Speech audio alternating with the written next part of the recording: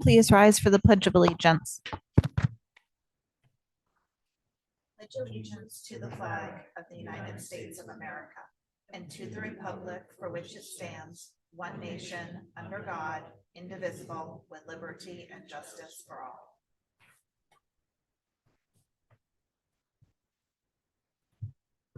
Good evening. Is my mic working?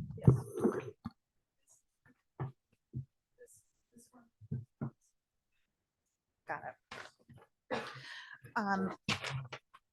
I will call the January 14th Select Board meeting to order at 5:30. We have one alteration to the agenda.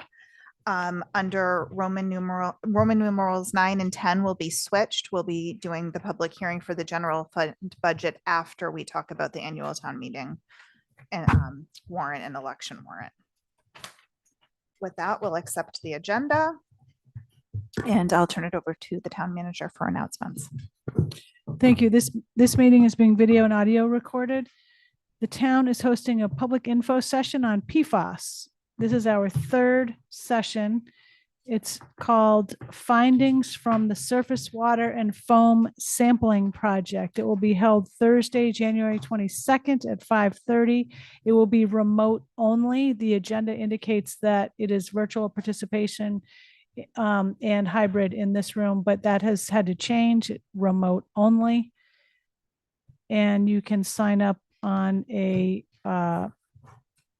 link on the online. The Affordable Housing Trust, this is kind of an ongoing announcement, is seeking proposals for its year-round deed restriction pilot program. There's a lot of details on the select board meeting agenda and on the link that is on the agenda. Town offices will be closed on Monday, January 19th, next Monday. And that is it for announcements. Are there any opening select board reports or comments? Okay, or announcements or comments. Next up, we have an update on public comments and questions from our last meeting. On January 7th, Clifford Williams asked regarding the African Meeting House investigation. Is it an ongoing investigation, and with whom? If it is, where is it at, and what are they doing?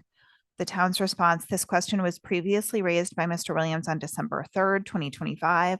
The town subsequently responded to this question. The question and response can be read on the town website under responses to public comments. Questions raised over the last few months regarding the African Meeting House investigation and the African Meeting House investigation procurement work group can also be found at responses to select board meeting public comments on the town's website. James Lewis called for clarity on whether Dr. Noel Trent is still part of the committee, organization, or investigation. The town's response: the members of the African Meeting House investigation procurement work group are listed on the town's website, and all meetings are open to the public. Next up, we have public comment for items that are otherwise not on the agenda for discussion tonight. And these comments are limited to 3 minutes. If anyone would like to speak.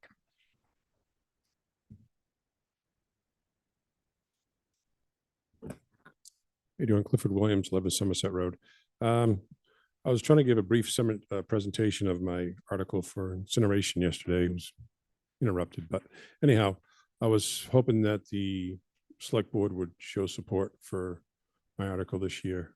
Working with a group right now that does it basically pyrolysis versus incineration, which is just incineration without oxygen. But anyhow, they're doing a great deal of studies in Idaho lab, and the Mass DEP is actually working with them to get it permitted here in Massachusetts. And then they're hoping to build a facility up in Dartmouth College to get rid of the trash and make some electricity. So like I said, I was hoping to get some support from the Board of Selectmen, and then maybe I'll reach out to you individually, or you can just give me an answer if we want to meet with those individuals. They can give you a presentation on the project they're doing.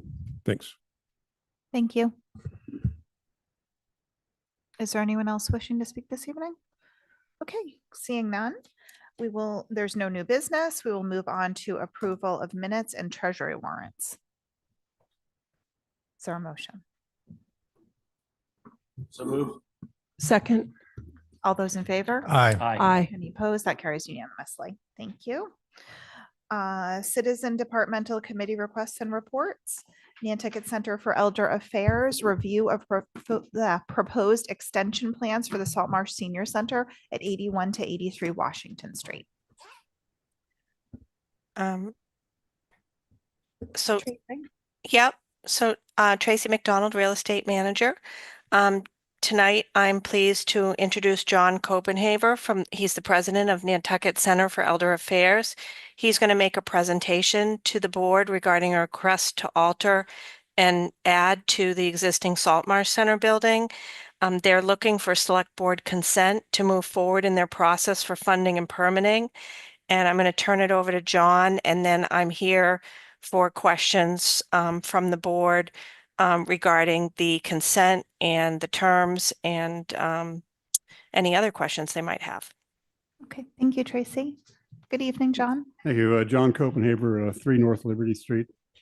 I'm the president of Nantucket Center for Elder Affairs, which, for those of you that are familiar with the Saltmarsh, is the entity that actually owns the building that the Saltmarsh activities are located. The town owns the land and we own the building. We had an explosion of use of the Saltmarsh Center in the last couple of years, and we're bursting at the seams. Now, at one point, there was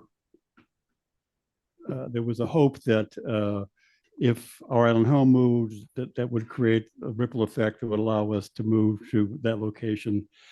But even if our island home resurrects itself from the dead, it's still 5 to 10 years away from whenever we would be able to move into whatever's left or whatever is being built there. So we looked at our facility and realized that we had a deck that was never used, or rarely used, I should say.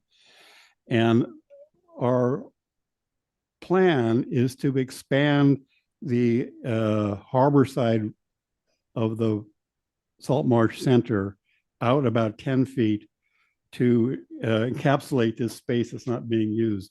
And the reason that we only did a small enlargement is that it's an old building built in 1985 and built a code in 1985, which is not the code in 2026.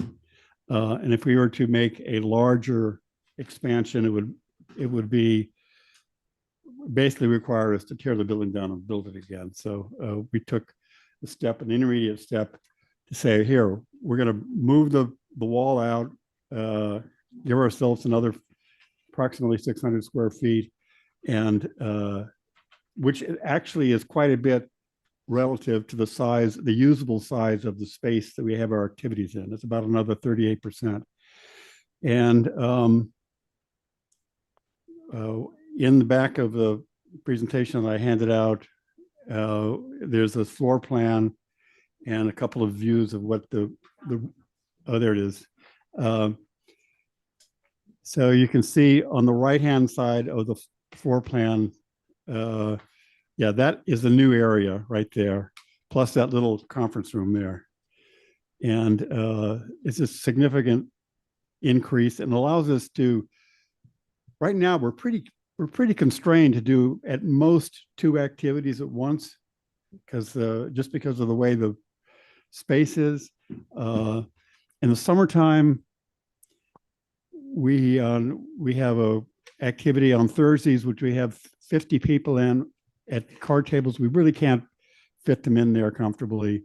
When we have events in the evening, which we have regularly for music, for dining, for celebration of one form or another, armchair theater, among others, we're limited to about 45 people that we can comfortably sit in there. So with this, when we do this, use the affirmative voice, when we do this, we will have the ability to cordon off some of that extra space so we can have additional activities, and it gives us, real Lebensraum. Now, the reason that we're coming to the select board is that the land underneath our proposed expansion is owned by the town. We do not own the land. We only own the building. And so I'd like to have the select board's forbearance and to allow us to do this expansion or minor expansion. We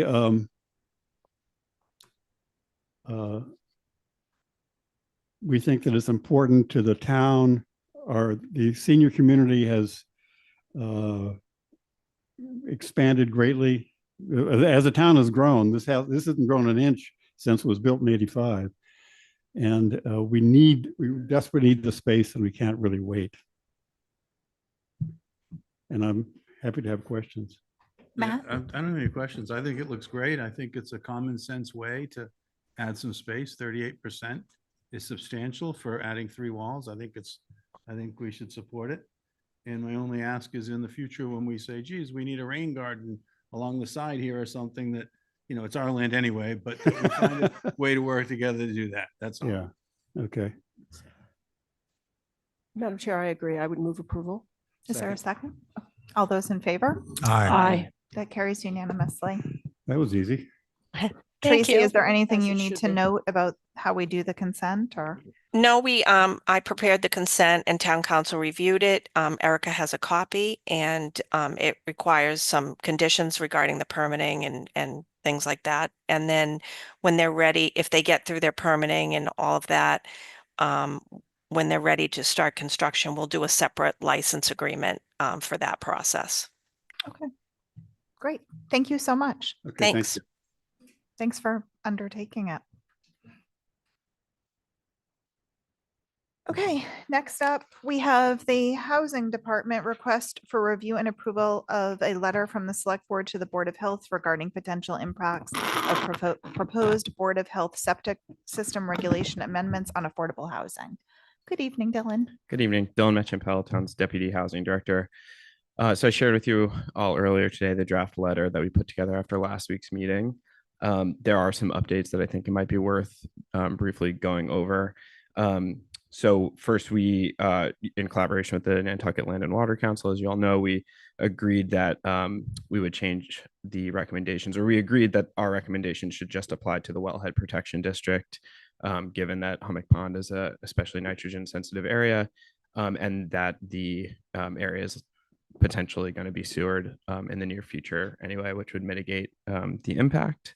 And the recommendations which we lay out, just to walk you through them. And again, there's a few changes. 1, provide a hardship waiver for year-round residents who are unable to afford the increased cost of the IA septic system. 2, extend the septic loan program to provide financial assistance to year-round residents who will be required to upgrade to an IA septic system due to property transfers or new construction. So currently it's just you're only eligible for it if your system fails. And then establish financial assistance for year-round residents who demonstrate need that provides a grant and/or a 0% or low interest loan to finance maintenance, the annual maintenance charges, which can be significant. And lastly, to allow nitrogen loading credits for year-round residents in exchange for an IA septic system and a year-round deed restriction on the property. And that's the draft letter. And Emily and Willa from the Nantucket Land and Water Council are here and available to answer questions or, reiterate their support. Yeah. And I support the letter. I also know we got a letter from the planning board today, and they're requesting to the Board of Health that we have another joint meeting among the boards. And I think we should do both, honestly, send the letter now and then also join the planning board's request to have another joint meeting so that we can all talk about the intersecting impacts of our work in different parts of the community, and just so we can all be aware. Madam Chair, Yes. Go ahead. I just have a question about your fourth bullet. Absolutely. Essentially, the first three are terrific because they deal with financial relief. Is the fourth bullet actually legal? I mean, can we separate year-round residents from non-year-round residents? We went through this when we talked about short-term rentals. I'm not sure this is a legal bullet. I'm a physician, not a lawyer, but it seems that we need to have that addressed. And otherwise, it really doesn't change anything. There'd still be variances given in the Wellhead District. Well, it would in terms of the legality. Like you, I'm not a lawyer, so I think it would be a bigger discussion probably with town council involved. But what it does change is that, right, the amendments as they're written now say that no bedroom credits or no nitrogen loading credits will be given for greater effluent flow. So if a homeowner upgrades to an IA system, that there's no possibility of getting the bedroom credits. This just leaves the door open for the Board of Health to have the authority to grant a bedroom credit should a homeowner upgrade to an IA system and put a year-round deed restriction on their property. Which again, I don't want to speculate on the legality, but I think process-wise, I think that would work.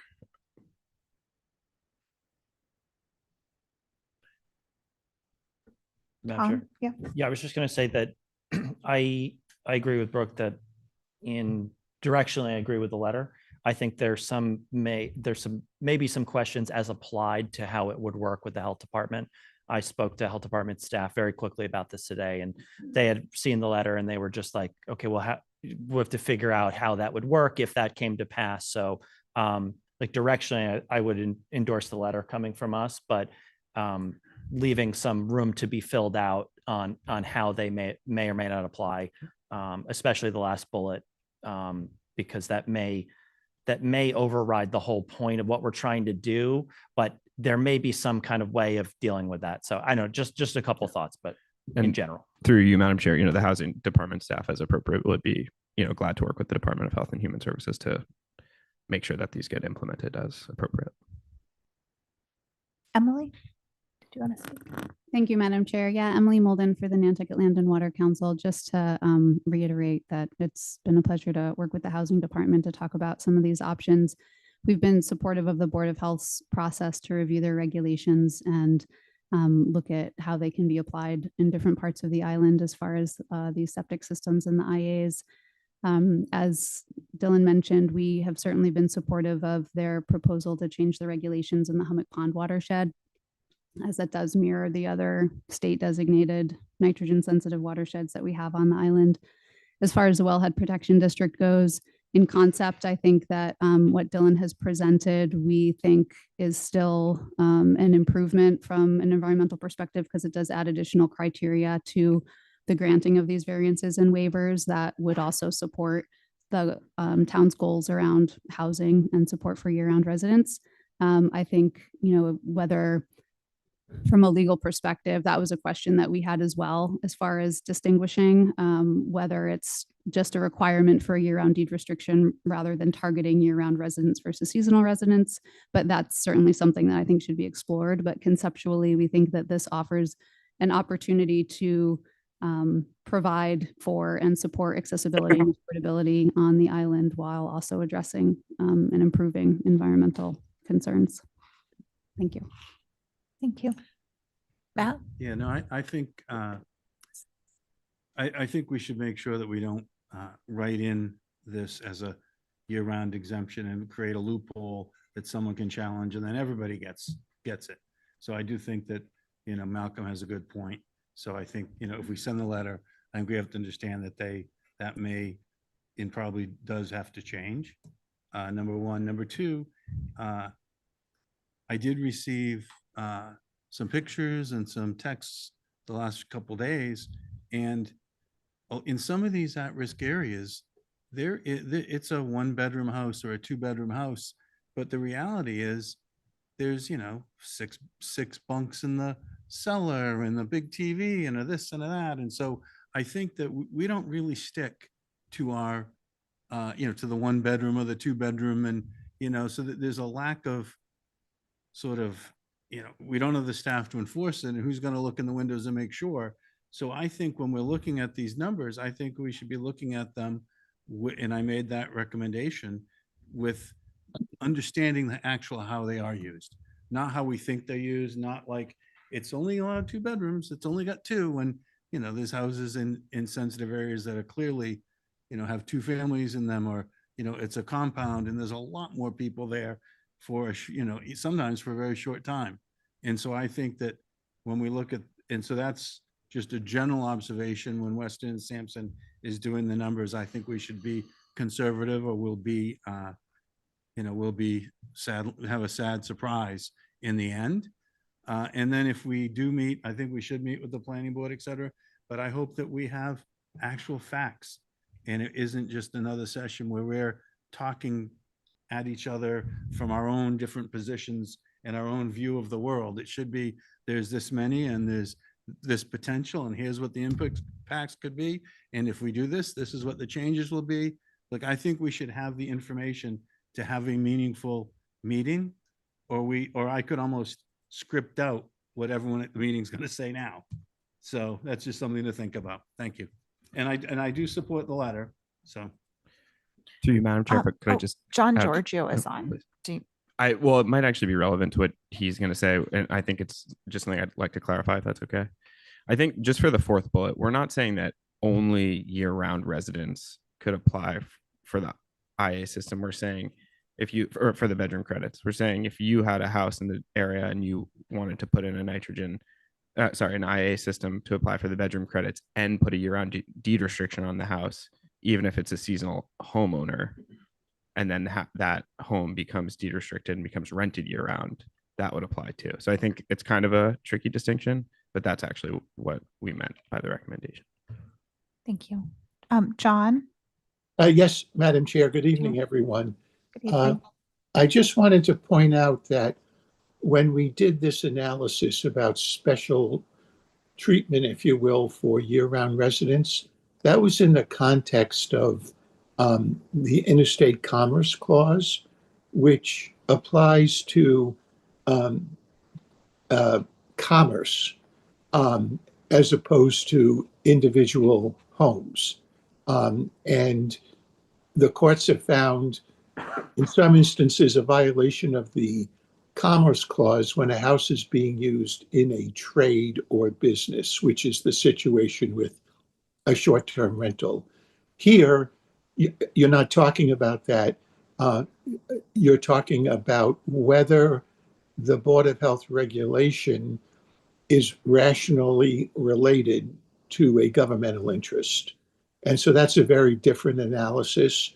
And I would caution the board not just to assume that this kind of a restriction would be a problem under the Commerce Clause, because again, the homeowner is not engaging in a trade or commerce when they're occupying a house for residential purposes.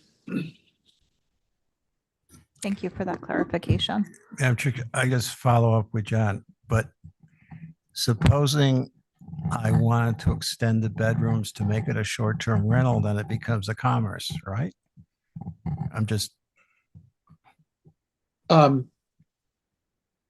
Well, if they had applied for a registration certificate under the short-term rental regulations, that could be a problem. But what we're talking about here, as I understand it, is, I'll call it special treatment for year-round residents without regard to the use of the property in a trade or a commerce. Well, it couldn't be a short-term rental if it had a year-round deed restriction. well, that's the point. Yeah. I've been hesitant and concerned, but if bullet 4, it's very clear that it's for a year-round deed restriction, then I can support it. And if we end up having, that must be in the health regulation, I would support that. Without it, I would not support it. Madam Chair, through you, maybe it would make sense to, I'm just looking at the way I wrote it, instead of allow nitrogen loading credits for year-round residents, it should be allow nitrogen loading credits in exchange for an IA septic system and a year-round deed restriction, just to clarify, it's not just for year-round. That's perfect. Yeah, you can do it for an overriding public purpose. Yep. You can somewhat discriminate, but you can't, you don't want to leave a loophole where somebody can say, hey, I'm living here, do it. And then like what Malcolm just said, then change the use entirely. Yeah. You see, you want to make sure that they have to put it on. Done. I agree. I like starting with the year-round deed restriction, you know, it's a legal tool. It's on the deed. It's really, it's not how it's being used. It's a restriction. Now, whether that's enforced or not is another thing, but there's a lot less gray area with the deed restriction than some definition of year-round use. So That'd be great. Okay. So move approval with those changes. I second with those changes. And do you also support us working on a meeting with a joint meeting?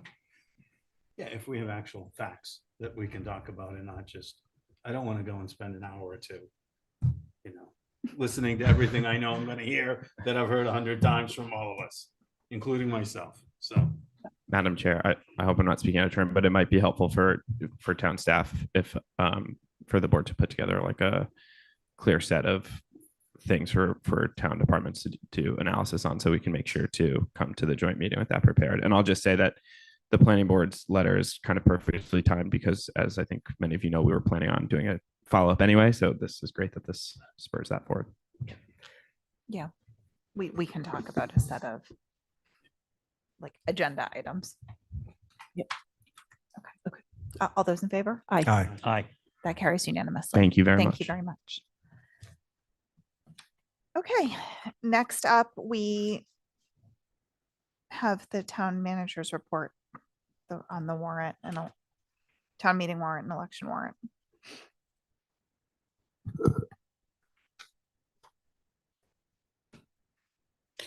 Okay, so we've worked more on the draft warrant. Last week you had a pretty rough draft. This week it's still rough, but not as rough.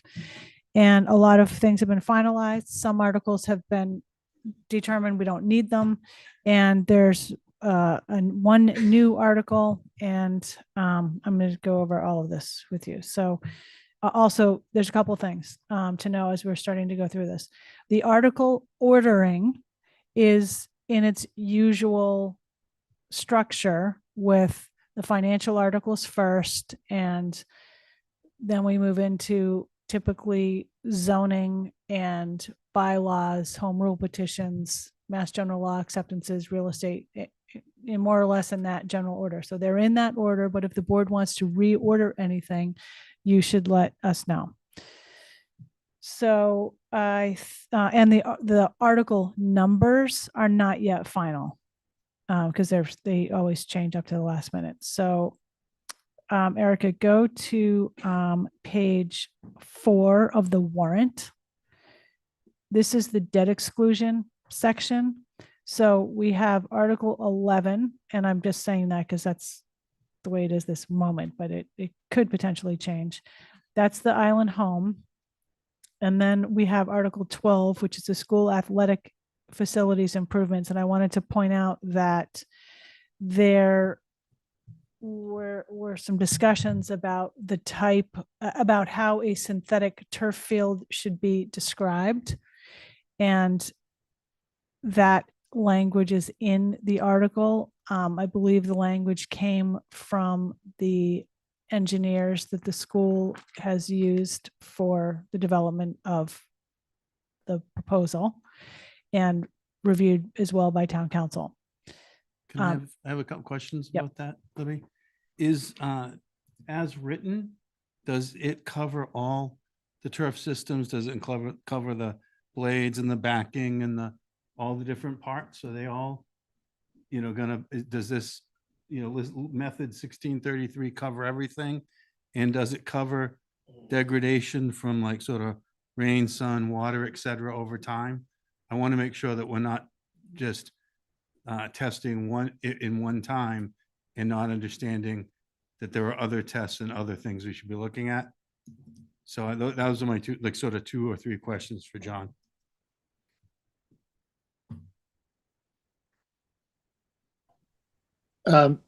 Thank you, Madam Chair.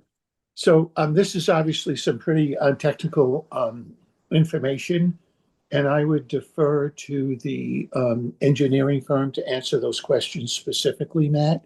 Uh, But certainly, I think in terms of degradation over time, I don't think that's something we could really practically include in the warrant article.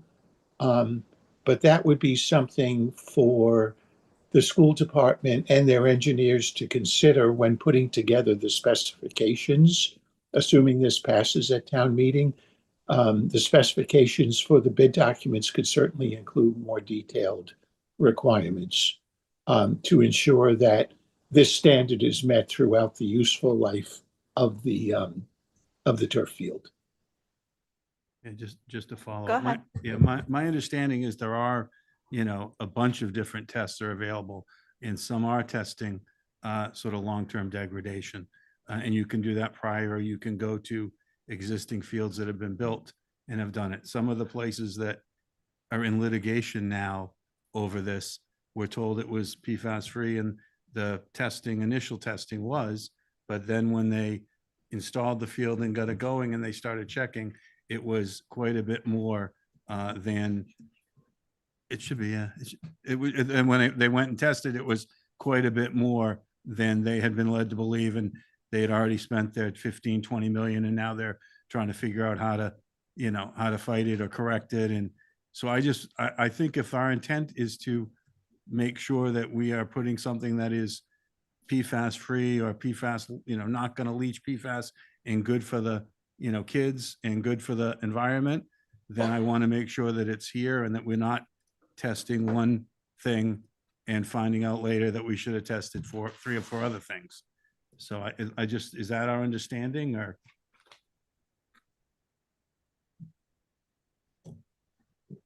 The school's here, but No, I understand. That's what they can answer, or the board can. What are we hoping as a board, or, what are we hoping as a school? Yeah. Hi, good evening. Beth Howard, Superintendent. My understanding is that this warrant article was written with all of that testing in mind. The system of the turf has has catch basins in place. So testing of soil and water can certainly occur, but the water is contained within the system. So the engineers are fully aware of the need of having that, testing and the plan in place for any possible degradation, if that's the case, removal, all of that is part of the system. So the turf system is hopefully what is clear within this article. Certainly, if you want more information, I can reach out to our engineers and ask them to send more. Yeah, I've gotten more from all different directions. Of course. From every direction you I'm can sure. imagine. So, no, and that's good to hear, because I want to make sure that this is, sort of a guarantee if we're going to do this. And for this to pass, it has to be a guarantee from now into the future. I think it's really too important. And the people who are proponents of it, they're arguing really strongly that they don't want to be causing harm either. So this isn't just, sort of two sides as it sounds like sometimes. This is all of us, I think, trying to do the right thing. So. thank you. Comment? Excuse me. Yeah, gotta clear the throat. Get ready. Thank you, Matthew Peel. I just want to echo what Matt said, because my fear for this is that we're gonna go to town meeting with a lot of unanswered questions and testing that hasn't been done, and then this entire project's going to fail at town meeting, the whole appropriation. And I don't want to see that, because everything surrounding this project, everything except for the surface of this field, needs to really happen. The school really does need that. But with so many unanswered questions and testing that hasn't occurred, that I don't want to see this entire project fail, because that's really, that's not great for our kids. And our kids need this. We need the upgrades. We need all of everything else that comes with this project. And I really hope that the school is getting 2 sets of numbers to present at town meeting, if there is floor amendments, things like that. So. If I may. through the Yes, chair. go ahead. Please know that testing will occur, and that's the plan. The expectation is that we will test any sort of synthetic turf prior to it even coming to our to be built. It's a unique type of testing that has to be done because it has to be virgin turf coming right off of the supply line. PFAS is everywhere. So as soon as a shipment of turf is made, if it's been out in the rain, it will test with PFAS because of the rain. So it has to be very specific. The engineers have a plan in place. They would work with the turf company in order for that to happen. It can be done with witnesses available to show and prove that it is the actual turf that is going to be used on our fields. And like I said, this is something that other organizations have put into place and going forward with adding turf. So we feel confident that we'll be providing a project that is safe for the community and safe for our students. And I would never want to put my name on anything that was otherwise. Thank you. Madam Chair. Yes, follow up. Yes, just to follow up with that, I really hope all that occurs before town meeting, because I think there's a very silent majority that's very concerned about these fields and about our single source aquifer. And there's a lot of people that, unless we have some guarantees or assurances ahead of time, that, I don't want to see this entire project fail, and I don't see it passing unless there is assurances.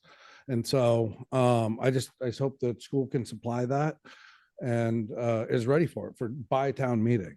So thank you. Thank you. RJ?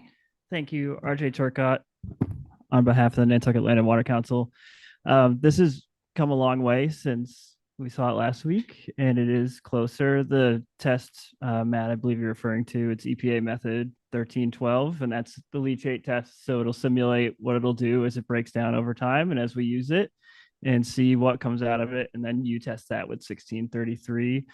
So there's a little more to this. I think if you're able to specify method 1633, you'll be able to specify 1312, or you could keep it a little more vague and say the best available methodology, because it is changing a lot constantly almost. But either way, this is closer than it was. And I think with a little more work, and we've been speaking at the Land and Water Council internally on some comments ahead of the deadline for the 21st on how this could be comprehensive enough that, at least for this aspect of the project, we'd be supportive of the testing regime, because it was done on Martha's Vineyard a couple of years ago. So it's been done before. It's possible. Thank you. Thank you. So to the point of, there's testing on the product in general, right, at the factory. And then ultimately what we're talking about is the actual roll of turf that's going to be installed here being tested before it ships to Nantucket, which obviously is not and cannot happen before town meeting. So I'm trying to address Matt Peel's concern. Is there something the manufacturers or the engineers can provide a history of testing of a proposed product that meets these criteria, so that there is a manufacturer who's been producing this material that we hope will be using, and this is their track record on testing? Because I think that's what town meeting needs to hear, which is separate from our turf will be tested before it's installed. There is some information that was shared in the school committee meeting that occurred in December, and also at the Board of Health meeting. So I'm happy to share those documents with the select board about how the company has done testing. Yeah, I think I'm concerned personally, but I think to Matt's point, the community needs to understand that, have that communicated more broadly to address lingering concerns among the voters who maybe aren't going to all these meetings or seeing your packets or our packet. Thank you. Sure. Yeah, ideally the outreach is done so that we're not taking, and when we're doing these articles, you need a 2/3 vote. So of course it'd really have to be thorough with the outreach. Matt? It's kind of part of why I asked, is it all the various aspects? Because it's not just the blades of turf that are at issue. It's the matting and what kind of glue do they use and what else is holding this whole thing together. because in them, how does that interact over time? Because that is, what is gonna, it's gonna leach into the catch basins that you're talking about. And so, and the problem is if if we don't understand the whole thing, then later on, if there's any issues, we're gonna hear, oh, it was raining, so the rain caused it. It wasn't our turf, it was PFAS free. It's, you guys didn't read the fine print here. Like, we don't want to be in that situation like a lot of towns are now finding themselves. The Attorney General's dealing with this. It's not this is increasing, not decreasing, from what I understand. And so I think we want to be careful. John Giorgio. Yes, thank you, Madam Chair. So I just wanted to reiterate that we have to be careful when we're drafting a warrant article that we don't run into a problem with whether or not the town can actually borrow the funds based upon a review by bond counsel.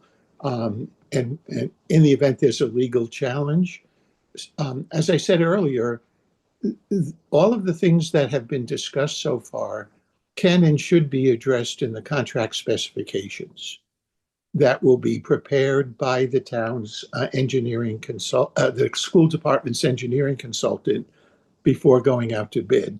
And so that's really where the emphasis, in my opinion, should be. What legal requirements are going to be contained in those contract specifications, which become part of the contract and enforceable by the school department. It doesn't belong in the warrant article itself. Thank you. Brooke, did you? Okay. One other, Yes. sorry, Tom. Oh, one other question is, how do we want to define PFAS?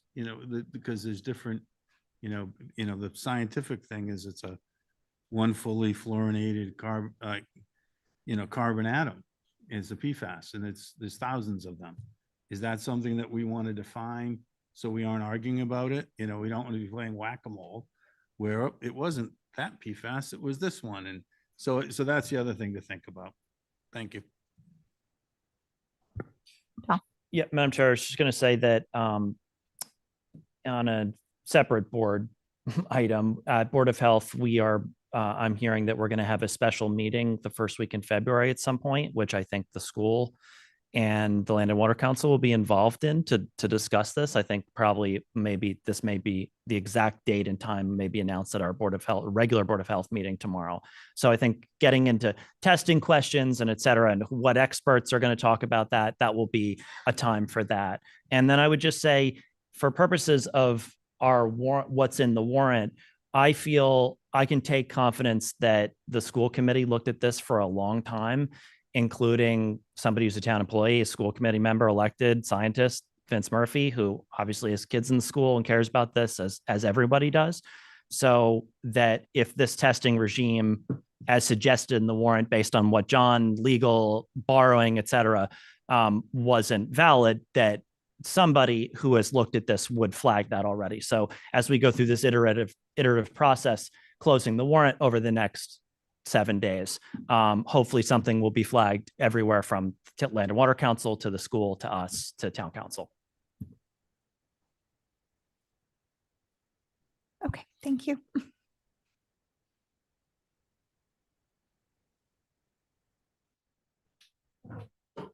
Next, debt exclusion would be the town employee housing project. And you've heard about that a couple of times from the housing director and the deputy. I've got a little note there that the following debt exclusions are placeholders. Inclusion does need to be determined by the board. Article currently numbered 14 is an appropriation for phase 4 of the Loran Barracks improvements. The next article is Somerset Needs Area Sewer Extension.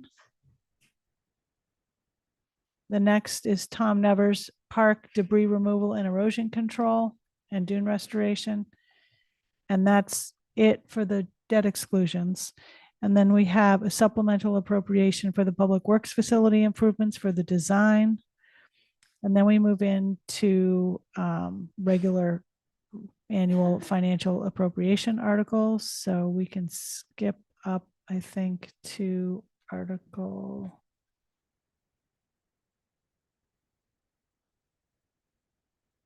And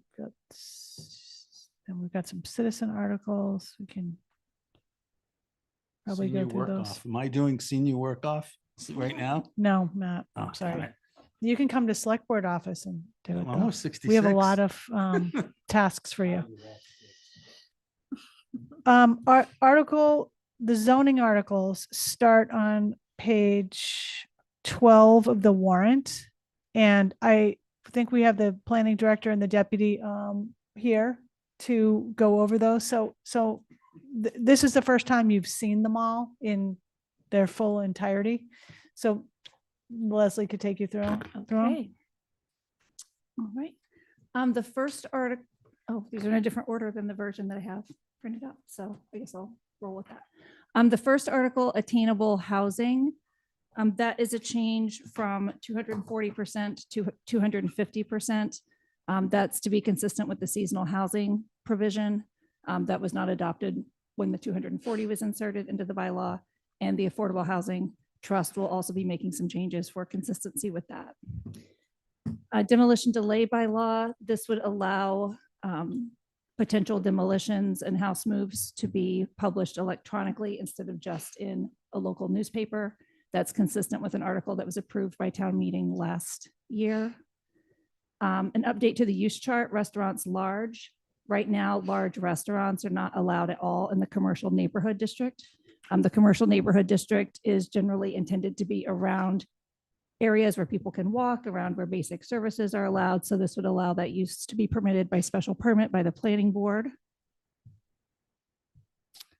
Can I ask one question? Yeah. So right now, small restaurants are allowed. Small. So can you just highlight the Sure, difference? small is less than 70 seats, large is over 70. All right. And I don't have the bylaw right in front of me, but I think those are the numbers. And they'll still be subject to all this, the cars, the parking regulation, all that stuff. Yeah. And a public hearing. Yeah. Conditions, all of that stuff. Community land trust. I think the board will remember that that's something that was recently established by a private group. It was not something contemplated in our zoning bylaw in terms of ownership of the dwelling units. So we're adding that to allow zoning to, allow that type of ownership. Prohibited uses. This is to clarify that storage containers that are now in our zoning bylaw allowed by special permit are not prohibited under this subsection. There's just consistency. Fractional ownership interval or timeshare unit. Our existing bylaw does not have any provisions for fractional ownership. It's something that I believe the select board and definitely the planning board and others in the community have expressed a concern about. We've been working with KP Law on a couple of versions. This one we lifted from the Martha's Vineyard zoning bylaw. It seems to work really well, and it does address fractional ownership. We also changed the districts where those uses are permitted and reduced them and changed them from a by right allowance to a special permit allowance. So my head was exploding trying to figure that one out. So basically, we're not allowing it, or we're only allowing it in certain districts with a special permit. Allowing it in certain districts by a special permit. Okay. And prohibiting it in the commercial district that we're trying to phase out anyway, residential commercial. All right, accessory dwelling units. This article would strike our current definition, and in a later article, we'll replace it with the state definition. And we need to reorder these, by the way. I meant to mention that up front. Next article. A gross floor area. We have a definition of gross floor area now. The legislation recently adopted by the state for accessory dwelling units also has a definition of gross floor area. So this would change ours to make it more consistent with the state version and allowing some additional flexibility that was in our current zoning bylaw. I have a question about that. So the interior faces, so you're basically going to measure from if you open the door and go around to the inside wall, you're going to go from that inside to inside. Yes. As opposed to the outside. I Right. gotcha. Who's going to do that? like, is that just on your building? Is it on your building permit or? It should be on the building permit. If it's something that requires a permit from the planning board, they'll ask for that. But it definitely has to be established. Right. And as it is now, we're just going, you go to tape measure and run outside the house and you get your, more or less. Right now, it largely only applies to tertiary dwellings for the most part. And the planning board could waive that by special permit, but this just makes it consistent. Okay. All right, garage apartment. We are striking this entire definition and just folding garage apartment into other dwelling units. Don't need to duplicate. Zoning amendment apartment. Because we're striking the definition of garage apartment, we needed to make some additional residential allowances in these commercial districts, village neighborhood and village trade, entrepreneurship and craft. Apartments are consistent with commercial districts, and this does not change the density of what would have been allowed anyway. Primary dwelling. That is tied to some other articles coming up. So maybe I can just revisit that one in a second. Accessory dwelling unit. This is inserting the state definition of accessory dwelling unit into our local bylaw.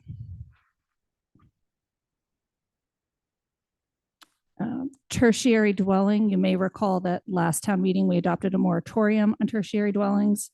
That was because of the accessory dwelling unit allowed, that's zoning exempt by the state. We would have allowed locally in some zoning districts 4 dwelling units on a lot because of our existing primary, secondary, tertiary, then adding in the accessory dwelling unit. The moratorium has expired. That was on December 31st. And we're proposing to strike that definition in its entirety and effectively replace it with the state accessory dwelling unit.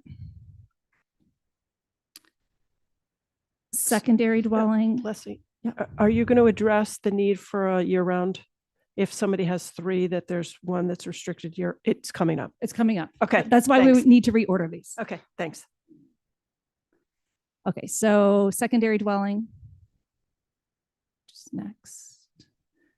So we're proposing to modify the existing secondary dwelling definition to incorporate some of the aspects from tertiary dwelling, which this would be a dwelling unit larger than 900 square feet. That's because the accessory dwelling unit allowed by the state is less than 900 square feet. This would not qualify as a protected accessory dwelling unit. You scroll on down. There we go.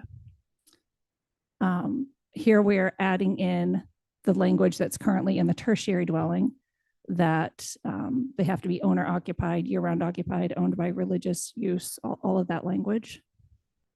We also added in a provision for dwelling units on a lot owned by the community land trust.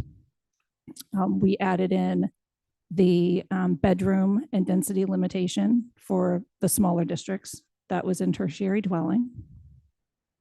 And we actually just moved around the relief provision. That's a special permit granted by the planning board. So, but it's kind of hard to explain, but because we have the primary dwelling, secondary dwelling, we had the tertiary dwelling, and now we have the accessory dwelling unit. That's why we've sort of mixed up the districts in which these residential units are allowed. So primary dwelling is allowed where it was allowed before. The secondary dwelling is now prohibited in some places where the tertiary dwelling was prohibited before, because now there's the accessory dwelling option. So just take a close look at that if you're interested. But the idea is to keep the density the same as what we had before the accessory dwelling unit. When you talk about bedrooms per square foot, when you look at that, does that match what's happening now? I kind of think, I drive around some of the places here, it seemed more dense than that already. It probably is more dense than that because we took that from the tertiary dwelling, which limited the bedrooms. Yeah, and that's going to stay, so that means if someone has a lot and they have 12 bedrooms on it now, like, is that okay? They're exempted because they're already there, but It would depend on the circumstances. But we also have the accessory dwelling unit now that we can't restrict. Right. So there's that piece of it So aside is that from, included in that count? no. Okay. It's only in R10, R20, but there's, okay. All right. You see my point though, right? Yes. All right, I think, yeah. I look Well, at- actually, let's go back to the bedrooms. If you already had an accessory dwelling unit and then you applied for the secondary dwelling unit, the total bedrooms on the lot would count. Okay. All right, rear lot subdivision, the planning board's had quite a bit of discussion lately about wanting to apply a year-round restriction to rear lots that are created, or to some of the dwelling units on rear lots that are newly created. That's sort of coming out of the seasonal communities and the other legislation that has recently been adopted by the legislature. There was no provision in our bylaw that would put anyone on notice that the board may be looking for that type of restriction. So that's the intent of this article. So people know if they're applying for a rear lot, they may be required to put a year-round restriction on one or more of the dwellings or the lot. Flood hazard overlay district. This is a highly technical article and it's very important. It is language being inserted into the bylaw that's required by FEMA in order for people to continue to obtain flood insurance. Megan Trudell has been working really closely with Leah Hill, the coastal resiliency coordinator, with the town's consultant, with staff at the Department of Conservation and Recreation, and with FEMA. And this is the language that we need to insert in the zoning bylaw. And this is being done around the state. It's not specific to Nantucket.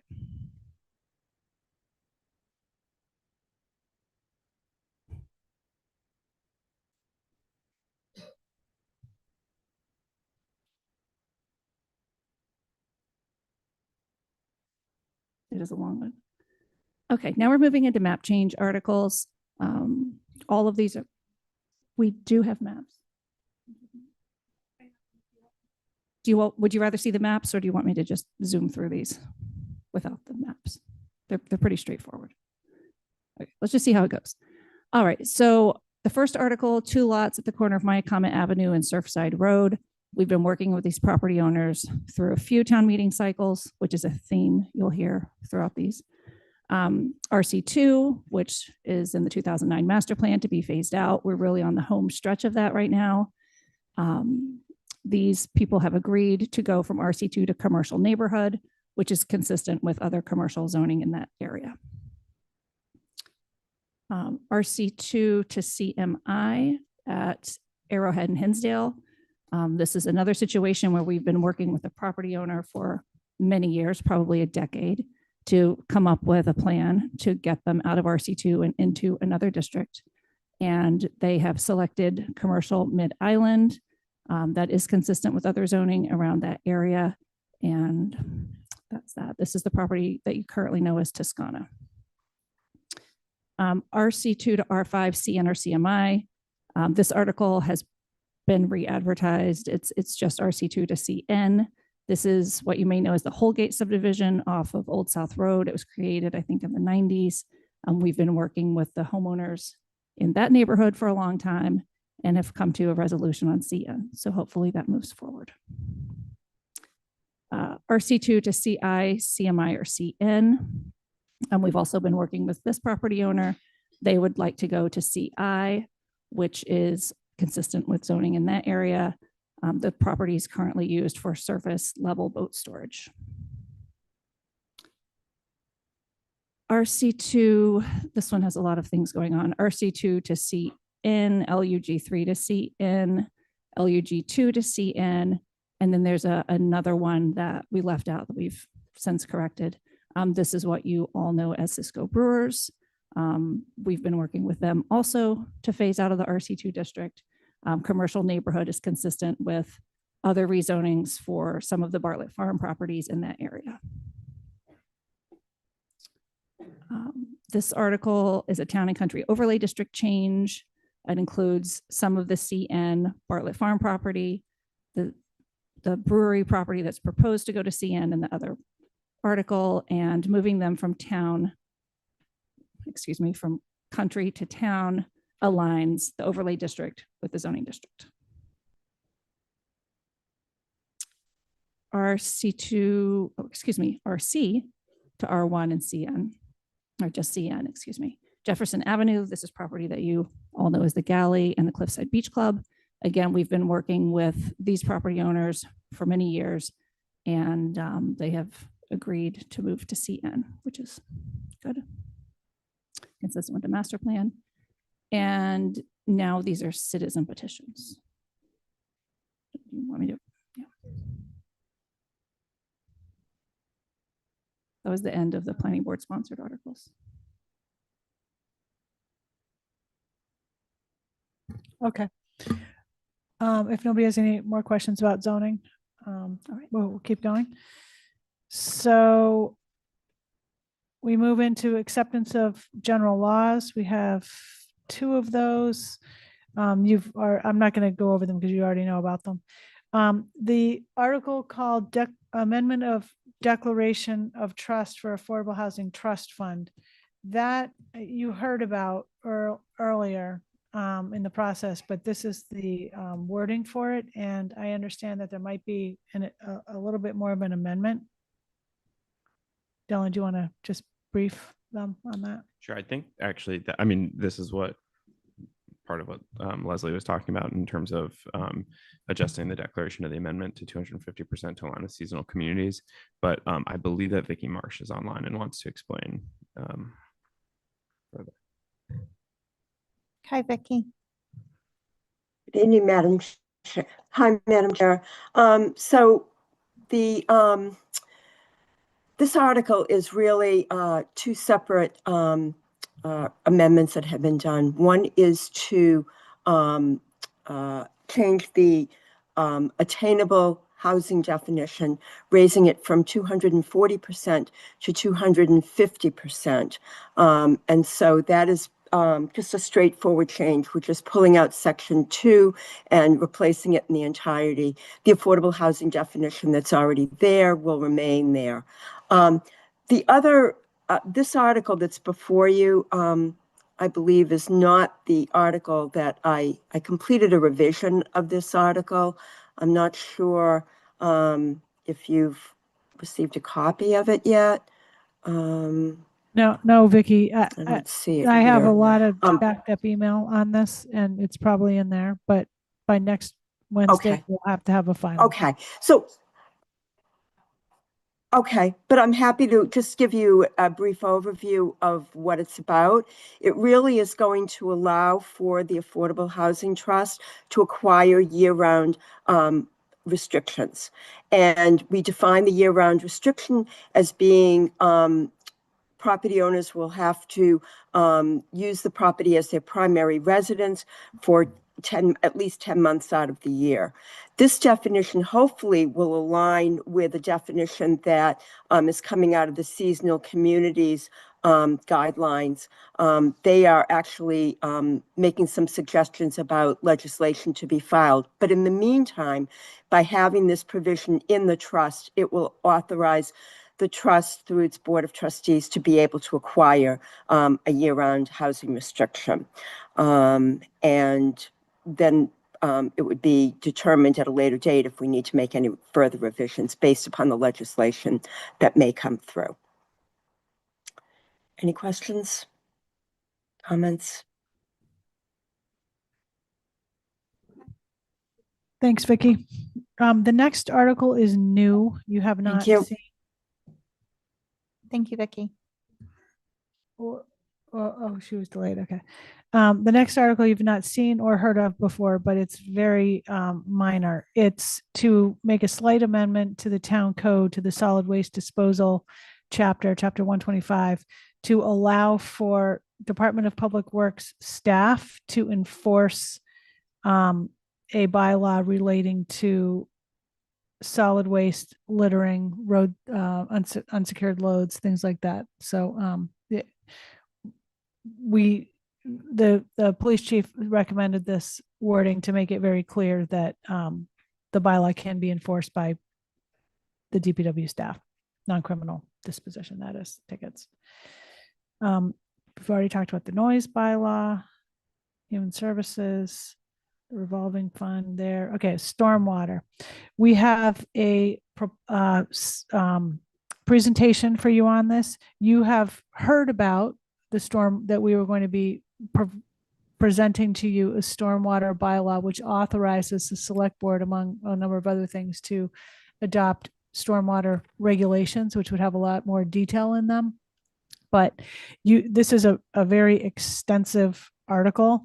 And we asked our engineers and town council who worked on the article, and several staff worked on it as well, to give you a hopefully sort of brief presentation on what is contained in it. And there are a couple of policy directions that are needed. So Eric, if you could bring up that presentation. And while that is coming up, just FYI, the chapter number says, I've got a note there, incorrect chapter number. We're working on getting a correct one. But you can also see it needs some formatting. It's raw. Okay, I'm not sure who is taking us through this. Sarah, are you taking us through? Sayah's going to start, and then Matthew and Sarah. So we're going to do a tag team here on this. Okay. So let me introduce myself. I'm Sayah Hickey with Hazen and Sawyer, and we've had a team working on the stormwater bylaw and regulation for several months now.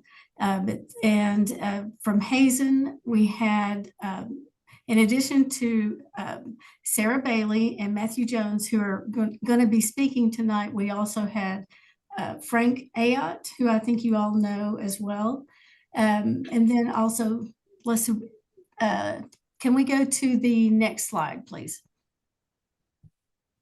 Yeah, so so we've been working a lot with Charles Johnson and David Gray from the town of Nantucket, and also Alex from KP Law. And so that's really the core team that we've had.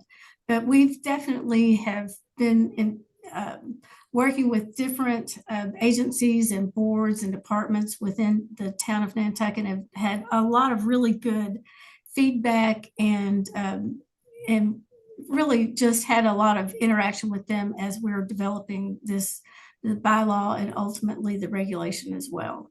And we can go to the next slide, and Matthew's going to take you through kind of the genesis of why we are doing this. Why does Nantucket want to do this? Yeah, so we did want to briefly touch on, the overall purpose and need. And it's worth noting that, the regulations and kind of the effort or what we're working to set up here in Nantucket is similar to many, towns, cities, counties throughout the United States to address the stormwater needs of those entities. So primarily, an objective is to maintain the town's stormwater system to both provide adequate drainage and avoid help mitigate and reduce flooding issues, and then also to protect surface water and groundwater. So really that combined water quantity and water quality piece. As part of that, we're looking to better address existing flooding contributions from private stormwater infrastructure. Part of the bylaw gets into delineating, what the town's responsibilities are, and that will be further fleshed out in the regulations. The next bullet here, proactive regulations to avoid MS4 designation. So that MS4 stands for Municipal Separate Storm Sewer System, and that is specifically pertaining to the Federal Clean Water Act regulations having to do with stormwater. And an incentive for the town to adopt a more formal stormwater program right now and improve stormwater management is that the town is better equipped to control its own destiny with those implementation measures without being designated as an MS4 by the state and EPA. We also, so the town certainly has existing regulations pertaining to stormwater. There are also state level regulations. The town's current town regulations are scattered across several different areas. And so really trying to consolidate and organize that so it's a clear to residents, developers, folks in general, what the requirements are for stormwater management within the town. Part of this is looking at authorizing the formation of a stormwater utility, so an entity to help administer these regulations pertaining to stormwater management. And then the last piece is establishing an equitable fee system that's really tied to the contribution of properties to stormwater to fund this program and the improvements that would be associated with it. If you go to the next slide, please.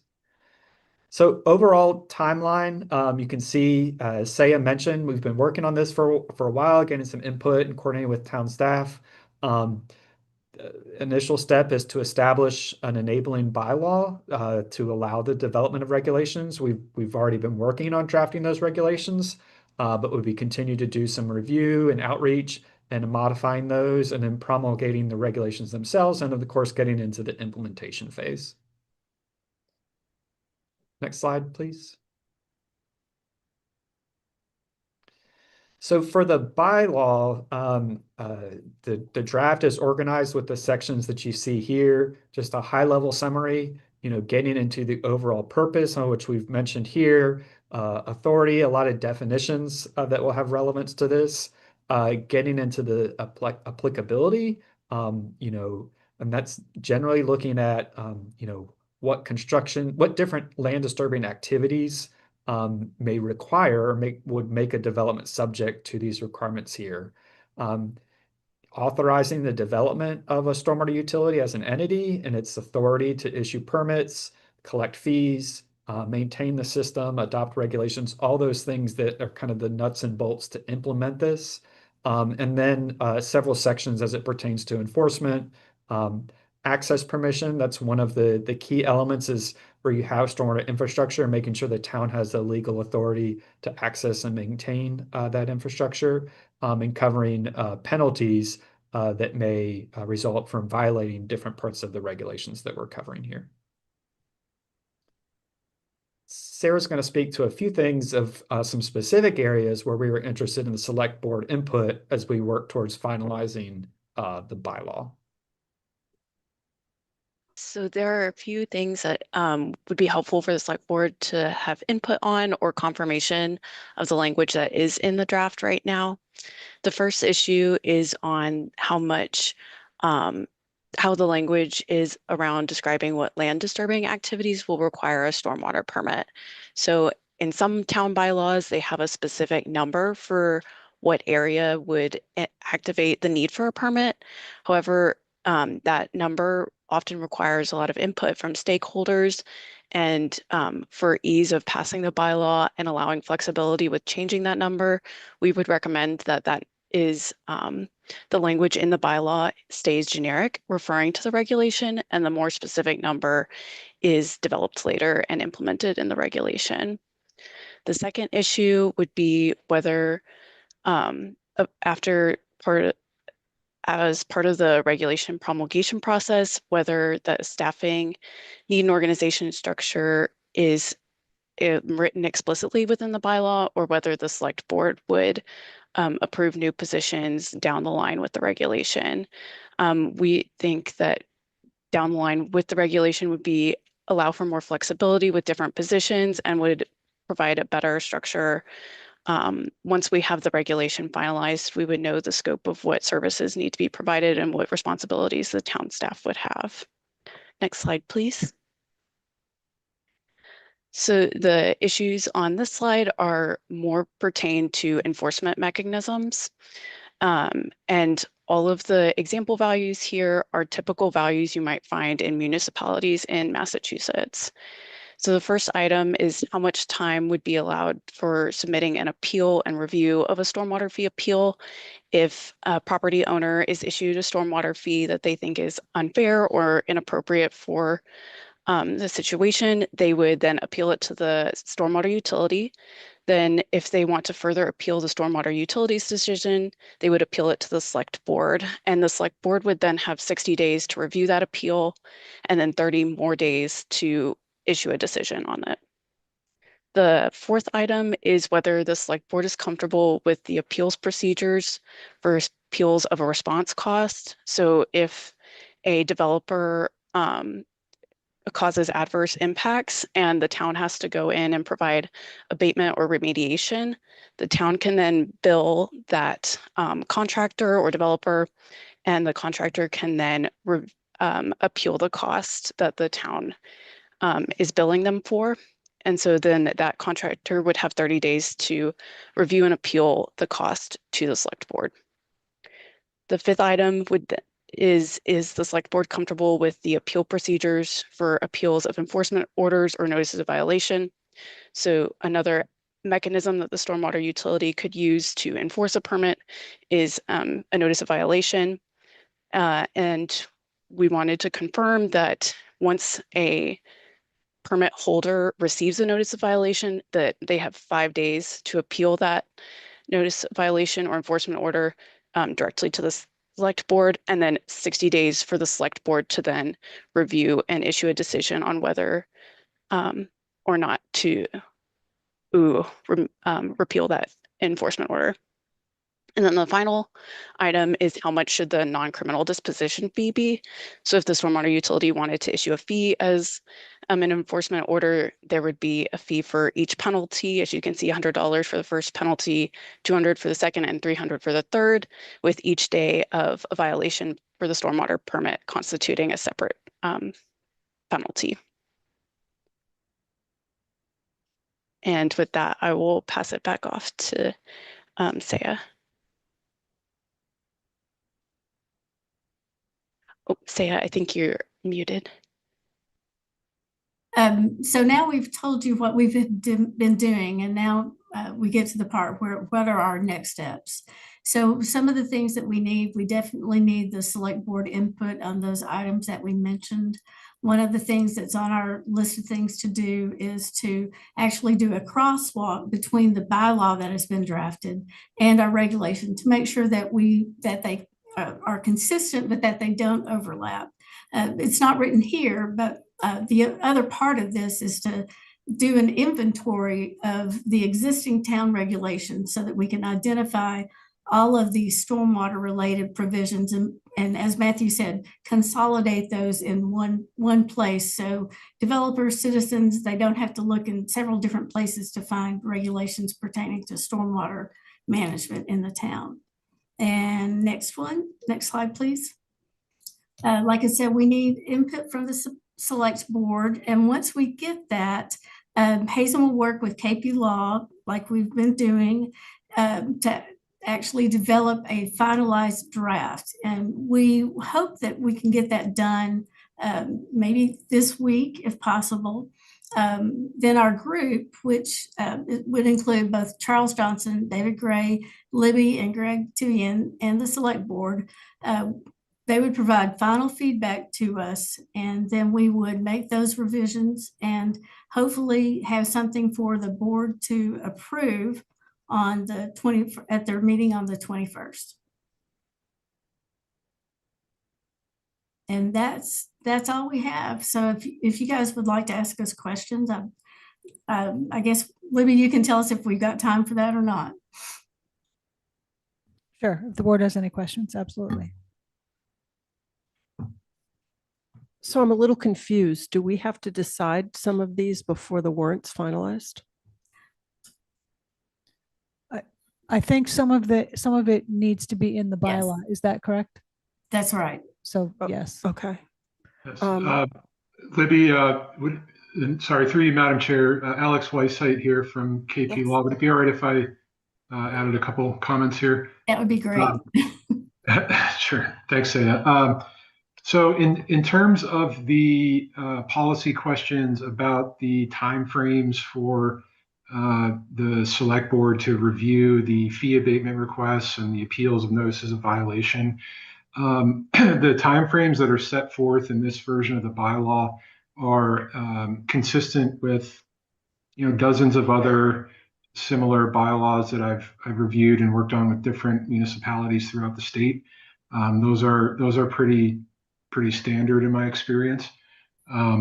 Certainly it's a discretionary policy call for this board to determine whether you're comfortable with those, but for what it's worth, they are consistent with how other municipalities treat those situations.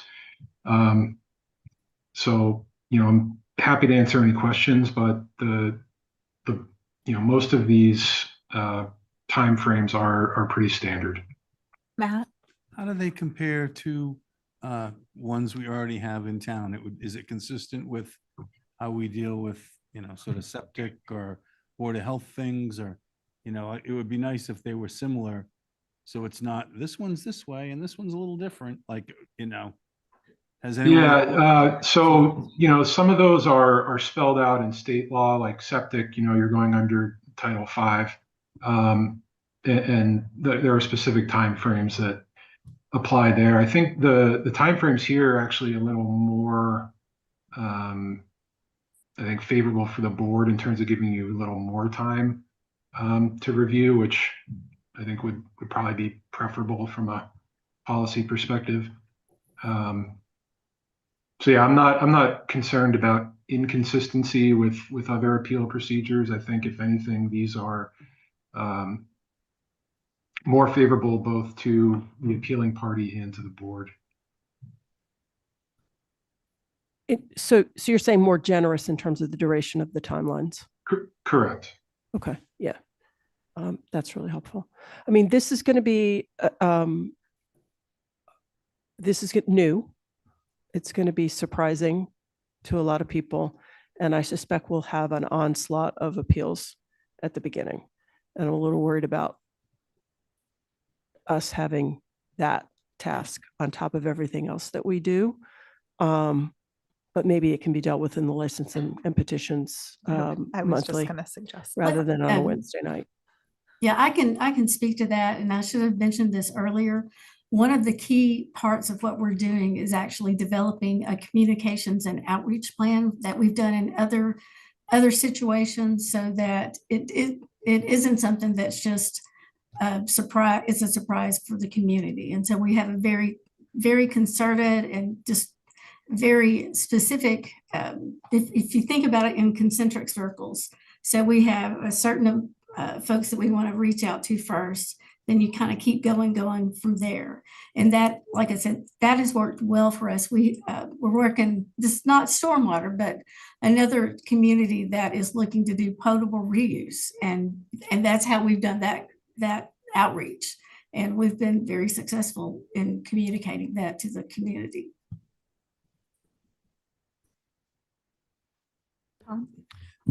Yeah, I was just thinking about what Brooke said and about us being or select board being the appellant authority. And I was kind of thinking about HGC appeals. And I was kind of thinking that maybe it might be good if we had an example from another town of what an appeal would be like, just so we could think about it. Just a thought. Yeah, what are the most likely transgressions? What are the appeals? How often is it? Like, this is all sort of new to all of us. So, so sort of what's a general, how often will we be seeing this?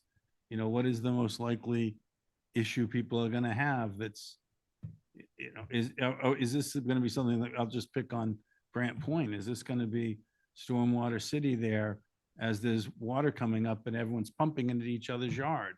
I guess I'm just, this is sort of all new. I haven't really thought it through, so. Yeah, I will note there could be a variety of things. I think in the early implementation of the regulations, which again would come, that would come after this bylaw, but part of it is that the stormwater fee being based on the impervious area and the stormwater contribution of different properties, and that is likely to be early on. We have a process for doing that delineation and classification, all those things. But you will invariably have property owners that will, appeal that their property is not actually contributing, doesn't have the impervious area, is not contributing the amount of stormwater runoff that process may indicate. And I haven't been able to read through the whole thing. If a property owner does on-site stormwater management, is there a provision for exemption? So that's covered that will be covered in the regulations. Okay, terrific, thanks. Yeah, I think the more we leave to the regulations and do the minimum in the bylaw, which sounds like what you guys are recommending, I think that's the direction I would go based on the things that we have to discuss, that you would like us to discuss tonight or review. That makes sense. Is staff happy with all the the 5 or 6 questions? Were those fees about right, et cetera? Yeah. I don't know if anybody's online who, or David is David's here giving to me a say. good head nod. Well, I mean, I think we feel comfortable as long as it's pretty much common municipal practice elsewhere, then it shouldn't be too big of a lift to do. I like Tom's idea about getting a sample kind of step by step how it would go. Yeah, I'm happy to provide some of those samples, Libby. And I would say we just want to make sure that the fines are significant enough to mean something to someone who has a $30 million property, because And that's sometimes something that it's we easier to definitely- write a check than comply. We need guidance. That's definitely something that we need guidance from y'all on, because what works in Tennessee probably wouldn't work in Nantucket. And one thing related to that, just wanted to, I think Saya touched on this, but the violations as it's currently structured are daily violations. So it's not okay, my property is violating, so I'm paying this one time $100 fee that would accrue over time based upon the existence of that violating condition. And those have to be in the bylaw, not in the regulations? Can they be, can we write it so that it's amendable in the regulations? Should we find that it's not working for some property owners in the future as a disincentive? So, through you, Madam Chair, in terms of the non-criminal disposition procedure, that needs to be spelled out in the bylaw, but we may be able to impose other more significant fines through the regulations. I'm happy to look into that. I do know that just the non-criminal disposition procedures, that's statutorily capped at a certain amount, and that needs to be included in the bylaw. But other fines on top of that, I think we probably could build some flexibility into the regulations. Is the cap the $300 a day? Yes. Okay, so that hasn't changed in a really long time. Yeah, that's very outdated. I would agree with you. So is the idea right now to go through these items and pick an option? Because we do need to get on with getting a warrant article final. So, I think some of this is sort of more or less already agreed to. So on the select, maybe Erica, if you can go to the select board input required slide. Sarah, can you bring back up the slides that had the questions for the select board? I think they're sharing there. Or there's, I'm sorry, not Sarah, but whoever's sharing. Should be slide number 6.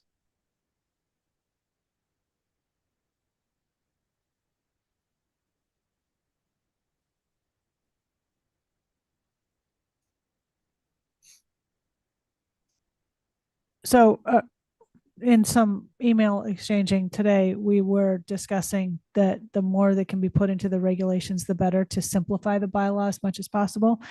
So what land disturbing activities will require stormwater permit? Allow the regulations to set the minimum. Is that agreeable? Oh, sorry, John. John Giorgio. Yes. I just wanted to ask a question of Alex, if I may. In terms of having an enhanced penalty, Alex, do we have the ability in the regulations to include a civil penalty provision of up to $5,000 per violation based upon Chapter 83, Section 10? This board members would be similar to the civil penalty provision we included in the short-term rental regulations. Yes, I think we probably would, John. I'm going to look into it, but I think we likely would. Yeah. I'm pretty sure you can. And I think that can be done in the regulation rather than the bylaw. But the board should be aware that there is an opportunity for a civil penalty that's much more substantial than just the non-criminal disposition fine up to $300. Agreed. And those could also be daily for the, Yes. however long the violation lasts. Yes. Yeah. As long as that's written into the regulation, say, yeah, exactly. And just for the board's edification, a civil penalty is not something where you can just write a ticket. You have to assess the civil penalty upon the violator, and they either pay the penalty or you can negotiate that. If they refuse to pay or come to a reasonable accommodation, then the town would have to file a lawsuit, a civil lawsuit to collect that penalty. But it's a much more stringent enforcement tool than just $100, $200, or $300 fine. And also we would include requirements that they actually correct the violation. Correct. And so you can have those penalties that you have in place, but you can also do stipulated penalties that kind of pile on if they're not doing what they are supposed to do within any kind of enforcement order. So that's a whole section of regulations. I used to be a regulator for the state of Tennessee. I actually enforced the Tennessee Water Quality Control Act. So I used to do this kind of stuff for a living. So I think you still are. I think I am, John. Thank you. So the other, so it sounds like allow the regulations for item 1.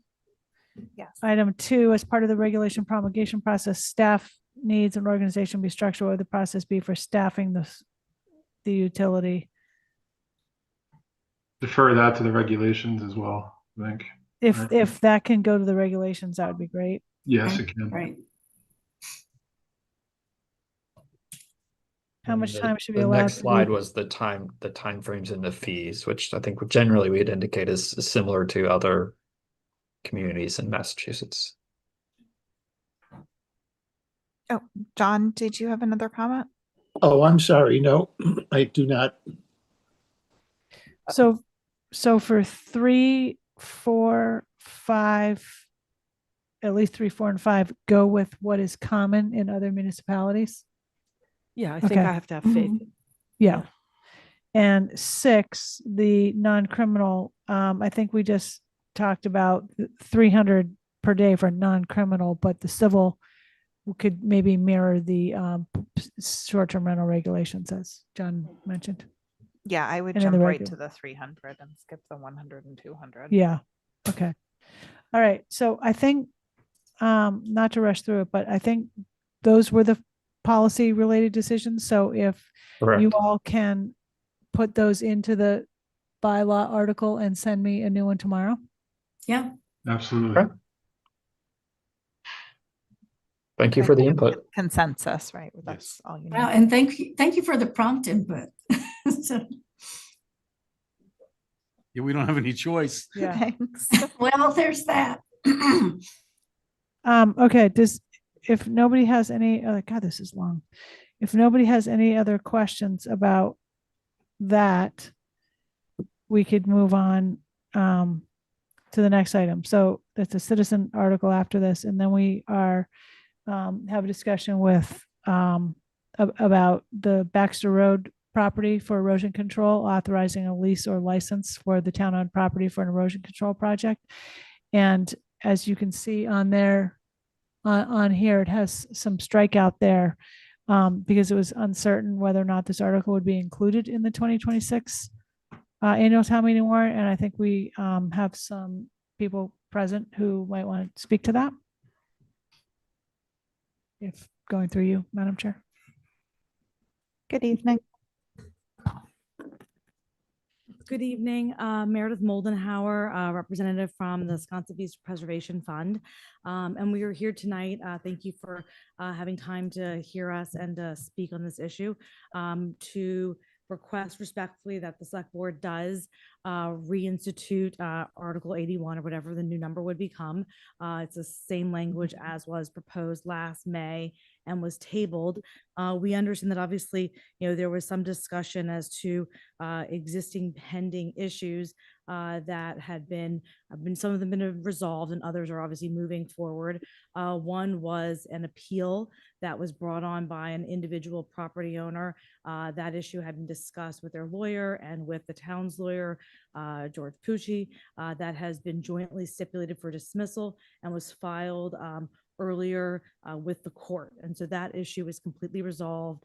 And obviously, I think is a positive progress. The other issues include questions about sand mitigation. And we know that that was an issue that we've talked about with the select board and the Conservation Commission had brought up in November and December. We had engaged with the town and indicated that we were looking at all options. We then attended, and I attended and presented to the Conservation Commission on December 18th and told them that we were committed to submit a plan and to work with them similar that we did earlier last spring to work out a plan and to see if they would support and approve the ability to place additional sand on the existing GO2 project. Obviously, they had agreed on December 18th to schedule us for January 22nd for upcoming meeting for us to present that plan to them. We are excited to move forward with that, present a plan, and hopefully get their approval and move forward. While that issue is not fully resolved, we are moving in the right direction and are committed to resolve that. The other issues are finalizing the license agreement. We had a lot of communication and back and forth with our working group on that. There are still a few items, but we believe that hopefully between now and obviously before having a nice bow on everything is our goal, that those few remaining issues can be resolved and can be compromised and addressed reasonably. In regards to kind of having, our goal would be to have, one, to put this back on and ensure that it goes to town meeting, but not if we don't resolve all these issues. We want to resolve these issues and we want to be in a position where the select board and SPPF feel very confident in a joint effort to present this to the town. And so we hope that obviously we can address all those between now and April. Thank you. Vince? Thank you. Vince Murphy, Natural Resources Department. And sorry, hi Meredith. Yeah, Meredith is on track. Everything there is just about correct. I just want to clarify a couple of points, if that's okay. The first time that this came up was annual town meeting 2024. The hearing was still continuing at Conservation Commission at that point. So that was the first time that it was removed from the warrant. Forward a year to March 2025, Conservation Commission had finally approved the joint application between the town and SPPF. So it looked like we were in a good position. So it was in the warrant. And we, just before town meeting, it was removed a second time due to appeals. The appeals, there were two, and Meredith is entirely right. It looks like one of them, forgive me for the incorrect terms, was it stipulated to be removed or however it was, but that's what's happening. The Cohen one is seems to be at an end. There is still another appeal, the one from some landowners, from some property, Nantucket residents, 10 Nantucket residents, and that is still in place. That appeal has not ended yet. Just to catch one or two more things that are important. Once it was appealed, it went to Mass DEP. Mass DEP referred it to MEPA, Massachusetts Environmental Protection Act, and they're undertaking their own review, and we're trying to resolve that.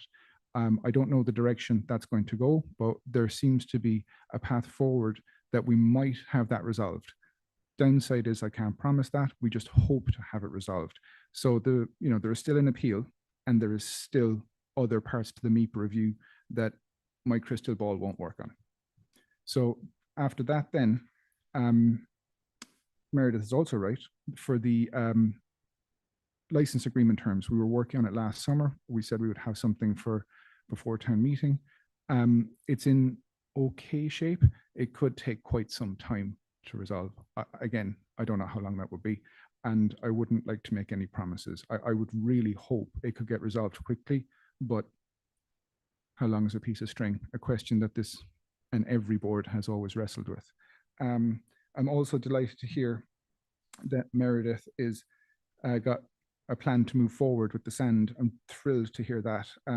There was large numbers that were in the order conditions that were granted to SPPF in the town, and bringing that under control with the agreement to Concom, it would be wonderful. There's some sand that went on last summer, about roughly just in the ballpark of about a quarter of what should go on annually. But that's good, but we really do need more. Do you any idea when the appeal that's outstanding might be heard or might be, determined? Fabulous question. I would hope soon. And I don't know how MIPA are going to respond to this. There's a couple of paths that they could take, everything from just setting it aside and saying that no value to it, no offense, RJ, right through to an EIR, who knows? So it's a spectrum that I can't comment on. And if it's an EIR, add a year and a half. So I'm very encouraged that I think the sand issue is going to be a big sticking point to have something be passable at town meeting. So if that's worked out, that's really good. Obviously, everything else would need to be worked out. I mean, we have to make a decision on the warrant by next Wednesday. So we could put this on, and if the license agreement and so forth is not resolved by May, we could ask to take no action on the article. We could make that request of town meeting, which I would assume town meeting would probably do that if we weren't resolved on all of these outstanding issues. But moving in the right direction, I think we might want to consider allowing it to go forward, since the warrant has to be set next week. I'm fine with that if we can, but it can't be last minute again. We can't be getting 2 weeks out to the town meeting date and then trying to get all the work done with this and 10 other things. Like, that's part of the, that's part of it, is there's only so much sort of capacity. And I worry about that. I worry because the MOU is going to, it takes a lot of detail. There's a lot to it. And so I worry about that. So, but I'm fine with leaving it on and trying, but I think, and realistically, I agree with Don. If we go to town meeting without the sand figured out, or without having a good amount of time to build some momentum with the town, there's no way this passes. So, I mean, I completely agree with you. We want to get these issues resolved, and we'll be committed to working with you on that. And we don't want to go to town meeting without these things resolved either, because that puts us in the best foot forward to have this in a position to get support for it at town meeting. So we're in, I think, alliance with you in regards to, putting it on the agenda, but making sure that we have all of our ducks in a row, and as quickly as possible. And we look forward to working with you, to resolve those and get that ready. And I do agree with Matt that if it comes in at the 11th hour, the license agreement, it probably will not pass a town meeting. So it's in everybody's best interest to resolve this and then do the proper outreach. Tom? Yeah, I completely agree with Matt, and what Dawn just agreed with. And I think, Meredith, you just said, we'll figure this out before April, and you might have just been choosing a date. But I guess my question would be, it's January 14th.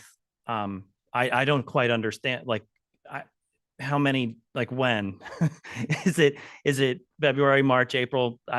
Because to Matt's point, just the best thing going to town meeting is that that's worked out sooner rather than later. So I'm thinking, if I support putting this on the warrant, that if you can assure us that it will be done, that the issues will be worked out before April. I mean, I also know that in order to resolve those issues, I need your team and your staff and the town's time. So as soon as we can get time on the agenda and have meetings, we'll work those out. So it's it's not just my making decisions, it's us making joint decisions. And so I am committed to hopefully, and I'm hopeful that obviously the town is committed as well to meeting with us and getting those resolved. We're happy to come back and do status reports if that's more helpful, and do status reports in, end of January, middle of February, to make sure that we're ready, not just, in April, but ready way more in advance than that. So. Can I clarify some stuff, please? Thank you, Chair. So there's things that are within our control, such as the license agreement and MOU. We can work on those internally because they're within our control. There are things that are not in our control, like the appeals and where MIPA is going to come down on this, and the time frame for that, and how MIPA might decide. We have no control over. I don't know how that might resolve. It might get resolved beforehand. It might get resolved in 2 years. I just don't know. Right, but what town meeting will approve is the authorization for us to sign the license agreement. We don't have to sign the license agreement as if these other things are still outstanding. But for me, I think we could go to town meeting and make the request if the license agreement is worked out and if the sand has been approved by Concom and is going on. And I really think that we do need to have it resolved by a month before town meeting, because if we're not going forward, we're going to ideally want to ask the finance committee to change their motion, and they'll have to call a meeting and so forth, rather than doing it at the very last minute. It doesn't look like we're well organized if we go that route. So a month for, if everything goes according to plan, a month for as much outreach as we can manage. That could be a little tight. And trying to convince voters with just 4 weeks or 5 or thereabouts, that I don't know if that's in our budget. Yeah, I mean, I don't know what, but I'm just trying to give you guys enough time to actually schedule meetings, and then there's school vacation, and there's, there's all these, the February is a short month as it is, that this would need to be worked out ideally by the end of March. Give it the college a try, I guess, but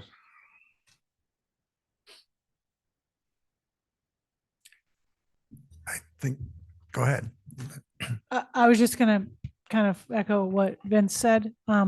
It seems like there's a ton of time between now and then, but there isn't. We do have school vacations. We do have conferences and other already committed days of meetings and other activities that we're working on, including lots of FinCom meetings and other things. So I think we can absolutely do our best to schedule several MOU discussion meetings this week.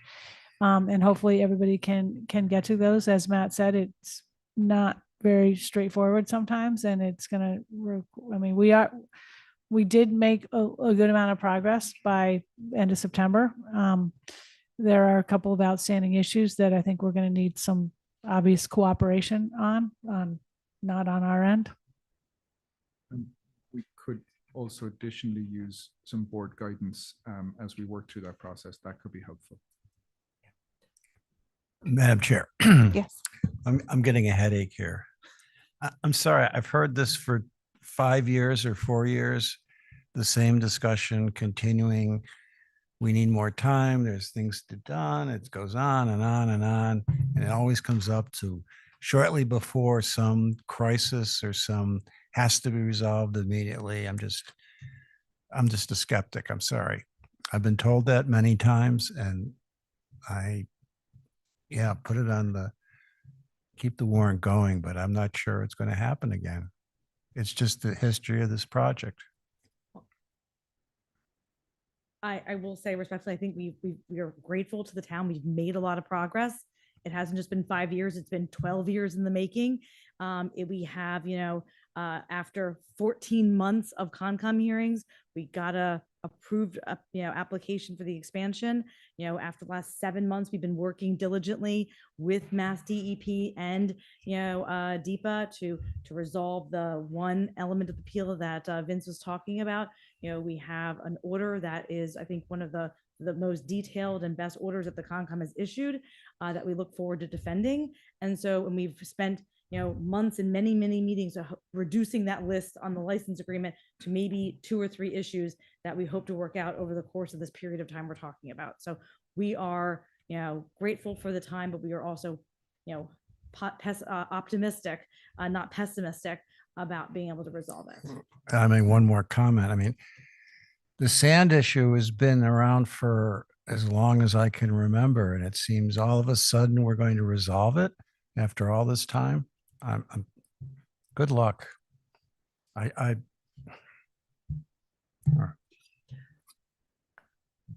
am skeptical as well. I look at, I'm sorry, Vince, I look at your face sometimes and I'm like, is it 2 or 3 items? Okay. 3. Okay. All right, good. We're on the same page. Listen, it won't happen if it's not on the warrant. So I think hopefully we've communicated our expectations in terms of keeping it on the warrant. And I think it is not in any of our interests as partners in this project to run headlong at 90 miles an hour to May 4th or 5th. It doesn't work. Town meeting does not vote for things that they don't have the information about or are skeptical about. I'm not sure it's possible, but I am willing to give it a chance, despite sharing a great deal of skepticism with my fellow board member Malcolm about what I've observed historically in this process. And I'm going to encourage y'all to get to the table and get some sand on that thing. That's all I can say. I too have been waiting a long time, and I know it's complicated and all that, but I can tell you the community perception is not great right now, and you got to overcome that before town meeting. And I'll leave it at that. Okay, so I think the consensus is that we'll put it on the warrant. Thank you. We look forward to coordinating for times to meet with the town and Libby. Thank you. Thank Thank you. you for your time tonight. We appreciate it. Look forward to working.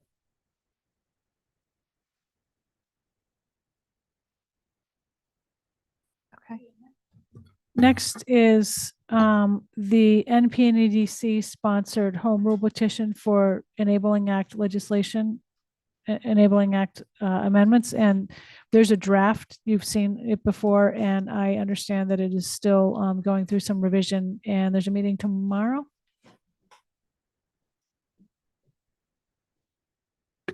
Just a quick update. The commission had a meeting on the 6th.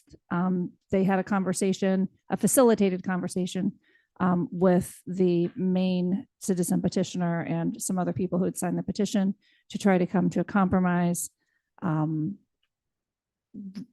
not sure exactly how that's going to shake out, but we are having a meeting tomorrow at 3 p.m. And the commission, I expect at that time, will finalize any language that they would like to advance.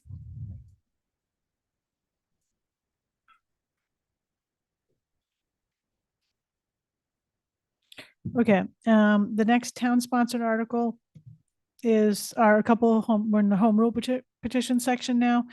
We have a home rule petition to convey School Street from the county to the town. This has been on the warrant before, but there's some wording clarifications that have been added this time around. We have real estate. I think the same thing is with the next one, real estate conveyances from the town to the land bank. There was I think a couple of parcels that were in their last go round that are not in there now because they were confusing. Citizen article. Okay, just wanted to point out, we had an article. It was initially a home rule petition, and then it turned into just an article to acquire an easement for a multi-use path on Somerset Lane for a multi-use path. However, I'm told we do not need this article anymore, and that this can be a private transaction between the property owner and the county to acquire the easement, with the hopeful approval of the holder of a conservation restriction that is held by the Land and Water Council. There's a conservation restriction on, we're talking about the Somerset. And it's sounding like with the approval of the holder of the conservation restriction, an easement could be granted by the property owner to the county, hopefully for a bike path. Fingers crossed. So that's the idea. Next is, a portion of 21 South Shore Road. This is at Sherburne Commons. There's a conservation restriction needed for this site that it isn't really in connection with the Island Home project. It's something that came up though during the design of the project at the site that didn't somehow ever get done initially. And so now this does require a town meeting vote. The next article, I was told late today, the sewer easement 695 Goldfinch, that's off. We haven't received the appropriate requests from citizens who wanted this on. So failing that, this won't go on. Wait Drive utility easement, you've heard about that one before. The Miller Lane article, that evidently an article is not needed for this. This can be a transaction through the county if so desired. 46 Sparks, this relates to the Newtown Cemetery, and it's kind of a technical sort of, I'm going to call it a correction to ensure that that property is under the jurisdiction of the Cemetery Commission. And then we have a citizen article, and then we have our typical final two articles, the stabilization fund and free cash. And then we get into the election warrant. So we've got the officers, and then the debt exclusions, which these are the companions to the warrant article. So we will need to determine what is going on. And I'm waiting for the finance director to get me the capital outlay exclusion items. As you can see, that's blank right now, but I know that I'm going to get it tomorrow. So that is the update on the warrant. So as you can see, there's not too much more to go. And hopefully everything will be ready by next week. I wanted to also point out that the finance committee motions, as hopefully everybody knows, contain the actual project, the actual appropriation numbers. They're not in the warrant articles. And even though the FinCom's a ways off from developing all of its motions, but we do have a tax rate calculator active on the town meeting website. So if people want to start playing around with that, they certainly could. And finance committee has started reviewing the citizen warrant articles. Just a little update. Happy to answer any questions about the warrant. Otherwise, we can move into the budget hearing.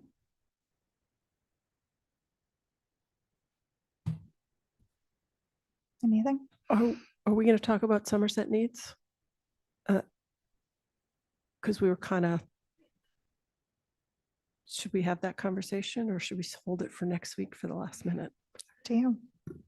I'm inclined to put it on. I'll just say that. To put it on.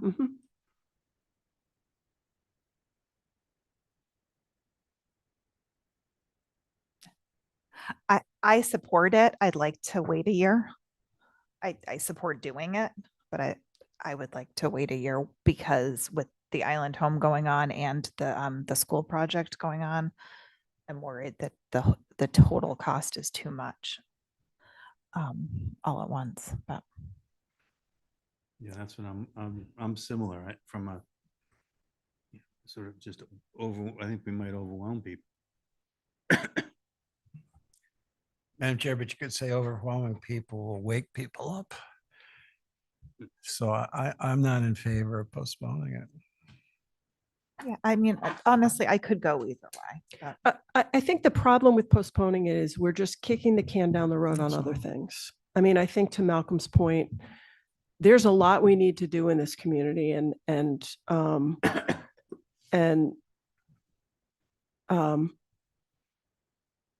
this one's been in the works a long time. Right.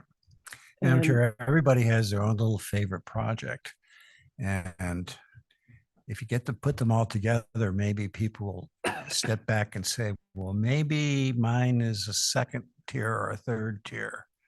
So I would keep it on.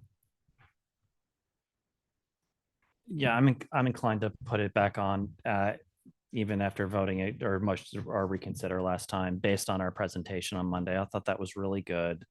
And I think it makes sense for a number of reasons that we can, I'm sure we're going to talk about in a further meeting when we talk about sewer and septic, et cetera, et cetera.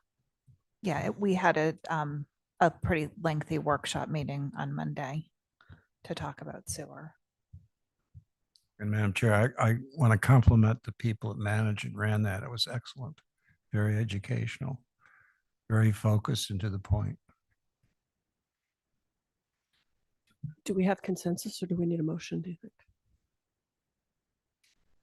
Matt? Yeah, put it on. Yeah. We have consensus. I've got, yeah, I'm a little Okay. worried. I think I'm not going to vote against it, but I think that we may end up with, if something that we want it, people will pick and choose. And that's, so I think Don was right to be at the beginning. So, but yeah, let's. Okay, there's consensus to put that on. So now we'll just move on to the budget. Oh, one other question is, if my hope is that MPDC and the proponents of that, of the MPDC change, I'm hoping they're pretty close. I'm hoping they get one article. But the question that we'll have to decide next week, if they don't, is how do we place those articles? What do we do, et cetera. And I think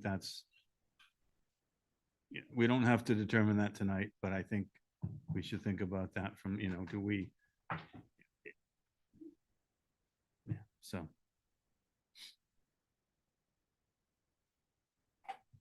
Yeah, I hope that they I hope we have one can article. can hammer it out tomorrow night and come Yeah. with one article. Yes. Okay, we'll move on to the budget. Okay, so do you want to open the public hearing? So I will open the public hearing. Okay, so to recap, town admin gave its annual presentation on the budget for fiscal 2017 on December 17th. We originally were going to do that on the 10th, but it had to be moved to the 17th. I think that's because we were doing the Island Home on the 10th and it took a long time. And there was a little bit of board follow-up last week on the 7th. We are planning to go to the school committee to do our overall review of the budget, which we do annually next Tuesday, the 20th. And we had at the school's request, we had an ad hoc budget work group meeting on Monday. Was it Monday? And the ad hoc budget work group, it consists of the chairs and vice chairs of the select board, finance committee, and school committee, along with the associated directors of those groups and some other staff. And the request was made to have that meeting because there is an additional request from the school to increase the community school budget, as well as salaries increase based on some information that's come in, I guess, only recently. So we asked the superintendent and her staff to come in and review this with you. We also asked them to take a look at the budget and let us know what they would do to address what scenarios they would need to look at if the funding was not able to be made available, and they have done that. And there was a pretty good amount of information provided from the community school, thank you, on programs, staffing, fees. I think that there might be some additional questions about things like program attendance. Can fees be increased at all to cover some of this? That sort of thing. And I'm sure that will also be brought up in detail during the finance committee review, which is probably where the detail of this conversation will occur.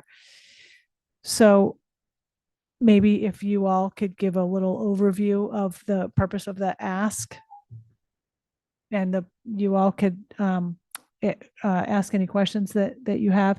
I would say that town admin really, this meeting just happened on Monday. So we really haven't had a chance to really dig into this and come up with a specific recommendation or recommendations. And we are not going to be able to do that probably even by next week.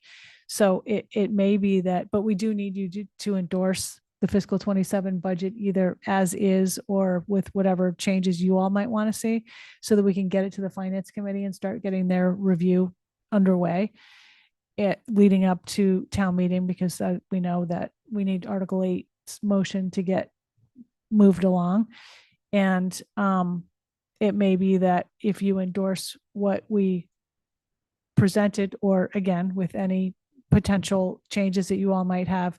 And if it doesn't include this tonight, that doesn't mean it can't change as the process proceeds. So go ahead, Beth. Hello, thank you again. I'm just going to give a general overview of our request, and then I have Martin Engelhoff, who is our Chief Financial Officer for the schools, who's going to speak to the first part, which is specific to the schools, and then Alicia Graciade, who is the Executive Director of the Nantucket Community School, will talk specifically about that. But I'm just going to give you a quick overview, and then you can ask certain questions to both of them. Obviously, I'll be happy to answer as well. So the total ask that we have, in addition to what we have shared or what has been shared with us through Brian Turbot, is $225,000. That's not going to be on this current document. But for the two entities, the Nantucket Public Schools is requesting $75,000, and the community school is requesting $150,000. So just very generally, the $75,000 is based on a higher number of column change requests per our teacher collective bargaining agreement. $75,000 is needed to cover our contractual obligation. The deadline for teachers in our contract to request column changes, which is with increases in educational improvements, is November 1st. And the rollover request that was provided to the town was in October. So these numbers, while we budgeted some things for, we did not realize the extent of the number of people who have made requests to move up to an additional column based on their educational additions. So graduate coursework, et cetera. So that is the way our piece works. So I'm going to turn it over to Martin if there's anything specific that you'd like to ask, or he can go into detail about this specific piece. Well, good evening, Martin Angelov, Chief Financial Officer for Nantucket Public Schools. So Superintendent Hallett presented the ask pretty thoroughly. Usually we have some deadlines that are for the upcoming school year, and that deadline doesn't necessarily coincide with the start of the budget process. The November 1st deadline tends to be, we tend to get all the requests towards the end for whatever reasons. We don't get them early in the process. We get them the last week of October or after October 15th. So we didn't have those requests in time. And when originally I sent the roll forward number for us for salaries, what we projected for FY27 to the finance director of the town, Brian Turbot, that number was included in what was recommended, but that has changed by $75,000. So that's basically the ask for the school, is if that can be taken a look at. As Town Manager Libby Gibson just mentioned, we did view a potential scenario that obviously we do not receive that additional funding. And for us, the solution would be to not fill a vacant position that we have. Just as a little background information, we haven't added new positions in the past 3 budget cycles since 24. And all positions for us are essential. They are under the constant review of the superintendent of schools and the administrative team, including principals, to see where the needs of the district are. So that would be our solution. Hopefully we won't have to go there. Thank you.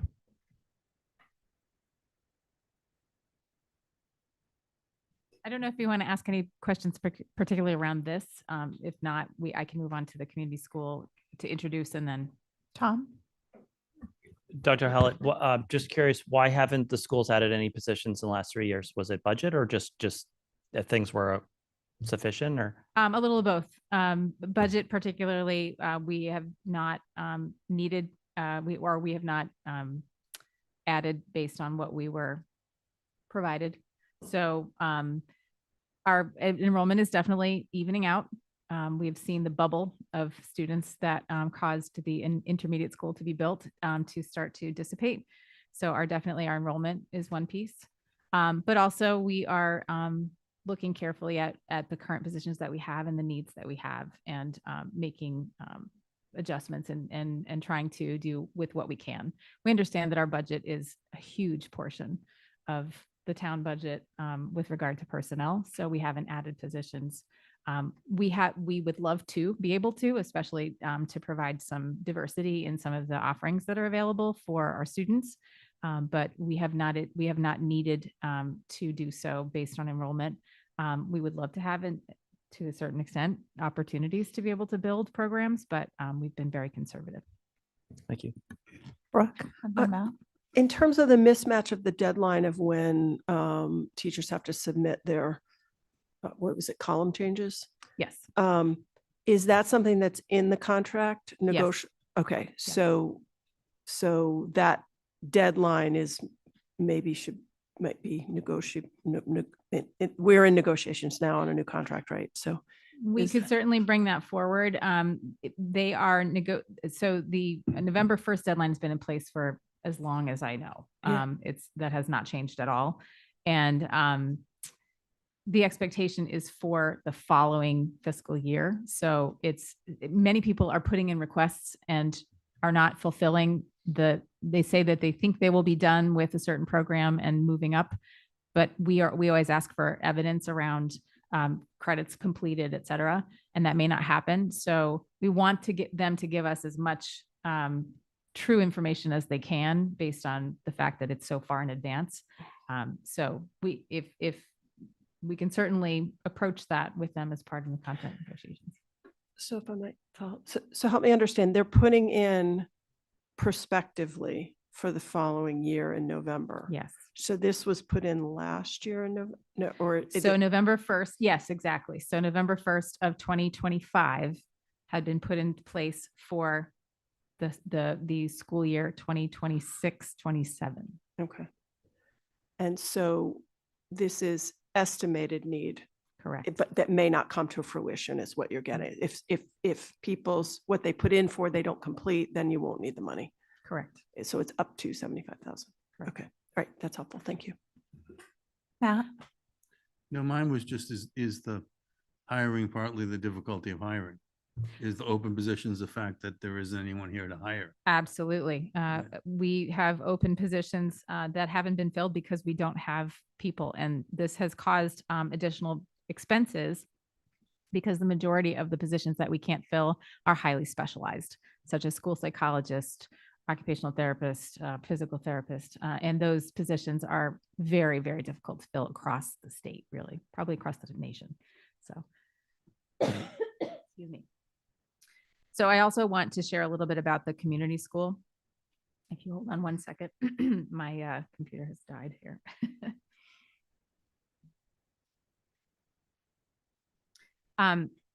So the community school, we are respectfully requesting $150,000 as an increase to our current appropriation. We've been very thankful to the town of Nantucket for the appropriations that we've received each year to support and assist the Nantucket Community School budget to provide truly crucial programs to the community and to the schools. Some of these programs, you know well, you have probably had children take part in them or have perhaps taken part yourself. Driver's education. Our community pool is run by the community school. Our adult education programs such as ESOL, journeyman's classes, supervisor licensure courses, GED programs are run by the community school. Early childhood offers Summer Boost, which is kindergarten readiness that allows almost 25% of our incoming kindergarten class that has never been to preschool needs this assistance. So it's incredible that they are able to support us with that. Affordable summer camps that run across the summer. The community school runs our FBI fingerprinting resources for town and school. The testing center at the community school offers testing for TSA agents, for teachers to get their licensure, supervisor licenses, et cetera. The appropriation has not changed over the last 3 years, but the costs of living and other have increased over each year. Obviously, increased cost of living, the need to keep community-based programs affordable, the ability to offer essential programs that are not fee-based, and almost all of the budget that the community school puts forward, revenue, grants, and gifts, town appropriation, has to be allocated to payroll and healthcare. And so I'm going to give this to Alicia for some specifics. Thank you. I put together the document that's behind you, and hopefully you have it as well. I will answer maybe a couple of the questions that Libby posed in the beginning. As far as increasing costs, we've been doing that consistently since I started in this role 3 years ago. It's hard because our mission is to keep things affordable. Quality and affordability are really at the forefront of everything that we do at the community school. And it's hard to keep things affordable if you keep increasing the costs. I'll give you an example. We did increase rates at the community pool this past year for our memberships and our drop-in fees, and we did receive significant pushback doing that. Camps are another area. As you know, camp costs are quite high on the island. You know, there's camps that range from $800 a week to over $1,000. Ours are priced for working class families at $450 a week. That was with an increase this year. We don't feel we can go much higher than that. I do apply for grants all over the island. We are so appreciative of all of our community partners and the gifts that we receive. However, we are not a 501c3, so we cannot fundraise and we cannot solicit donations. Therefore, this increase is incredibly important. We are looking at no staff increases going forward this year. We are looking at cutting programs, and we're looking at cutting hours, you know, whether at a facility or for staff. So if you have any questions, I'm happy to answer those.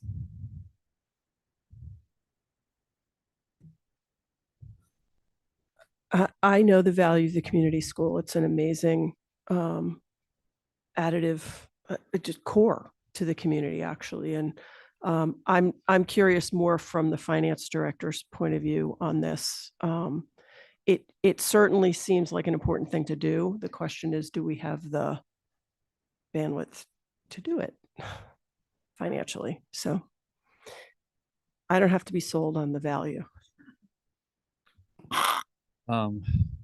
Through you, Madam Chair. So at the presentation on December 17th, I think we indicated at that time fulfilling all of the original school requests and all of the town initiatives developed partially through the strategic plan and the other plans that the select board has endorsed. We had about $136,000 in unused levy capacity, which is really next to nothing.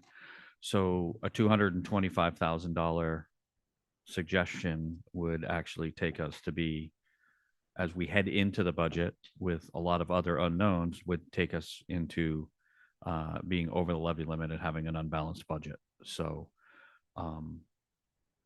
you know, we have expressed that to the school. We've explained that. There are some open items to be completely forthcoming. State aid is a big unknown. The governor hasn't even released their budget. And I think through our whole presentation, we explain that those are unknowns. We've level funded that. I don't know what they'll do.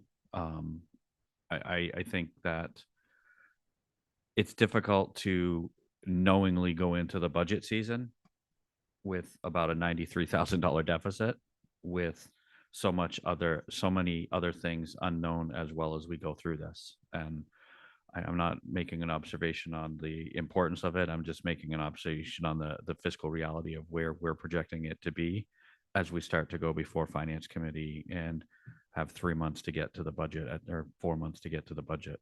That's kind of the concern that I always express to the board as we go through this.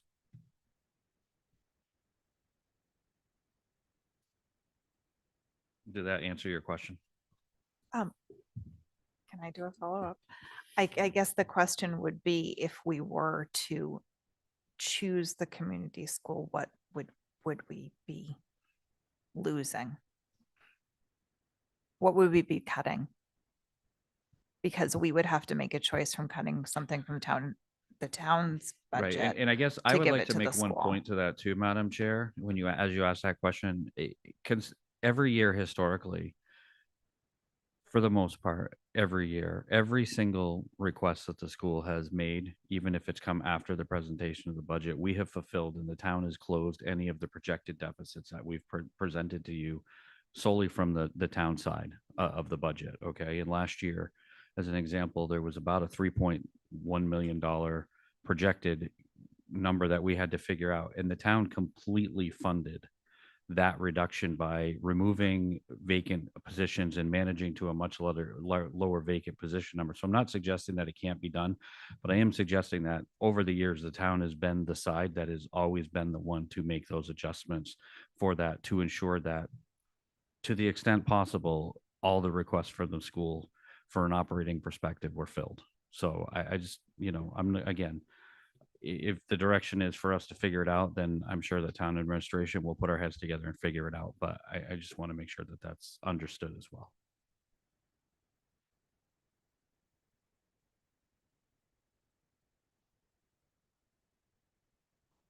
Yeah, I've got one observation is it was much lower, 5-6 years ago, and we bumped it up to 600. And I know there were reasons that we did that. It hasn't gone up for 3 years.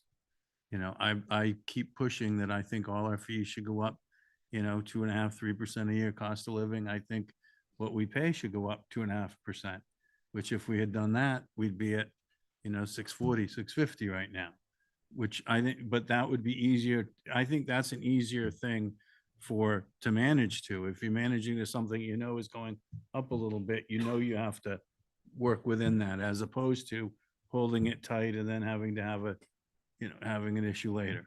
So just as a general observation, I think we'd be better off, putting cost of living onto all our fees and onto some of this kind of thing. I think in this circumstance, I would like to see it go through the process. I would like to follow sort of Libby's recommendation, and listening to Brian's concern. I would like to go to the, see what the state comes up with. And, I'd like to approve our budget now and then see what happens with the state and see what happens, sort of in the budget process, and then make those adjustments, prior to town meeting if appropriate. That's where I am right now. Just to that point, I do want to make the observation through you, Madam Chair, that historically we have presented the Article 8 budget where these expenses reside.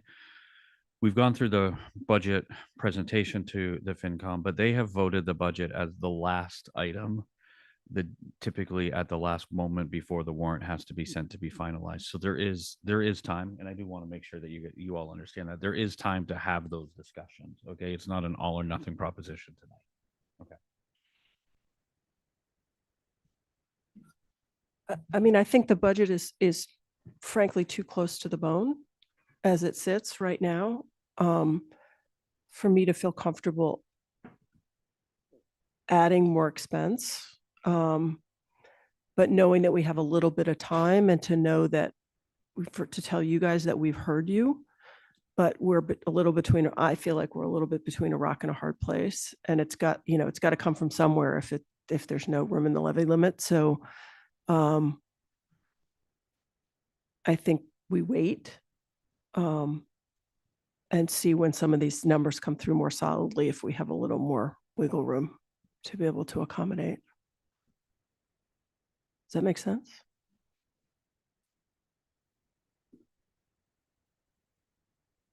I think that's fair. So we'll continue the conversation.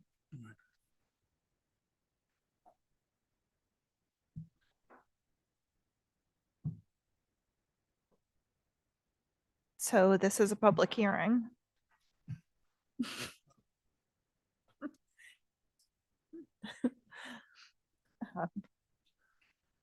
Not a hot button topic, our budget.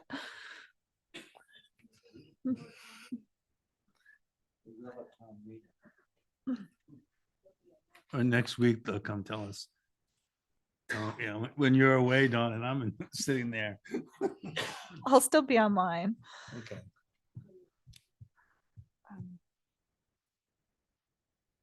Okay, well, are we going to close the public hearing? Second. All those in favor? Aye. That carries unanimously. And our committee reports. Are we adopting the budget? Yeah. Oh, yeah, right. Motion to adopt the budget as presented. Second. All those in favor? Aye. Aye. That carries unanimously. Committee reports? I would like to say I've never been happier to see work begin and heavy equipment at work than I have been seeing Tacoma Green start.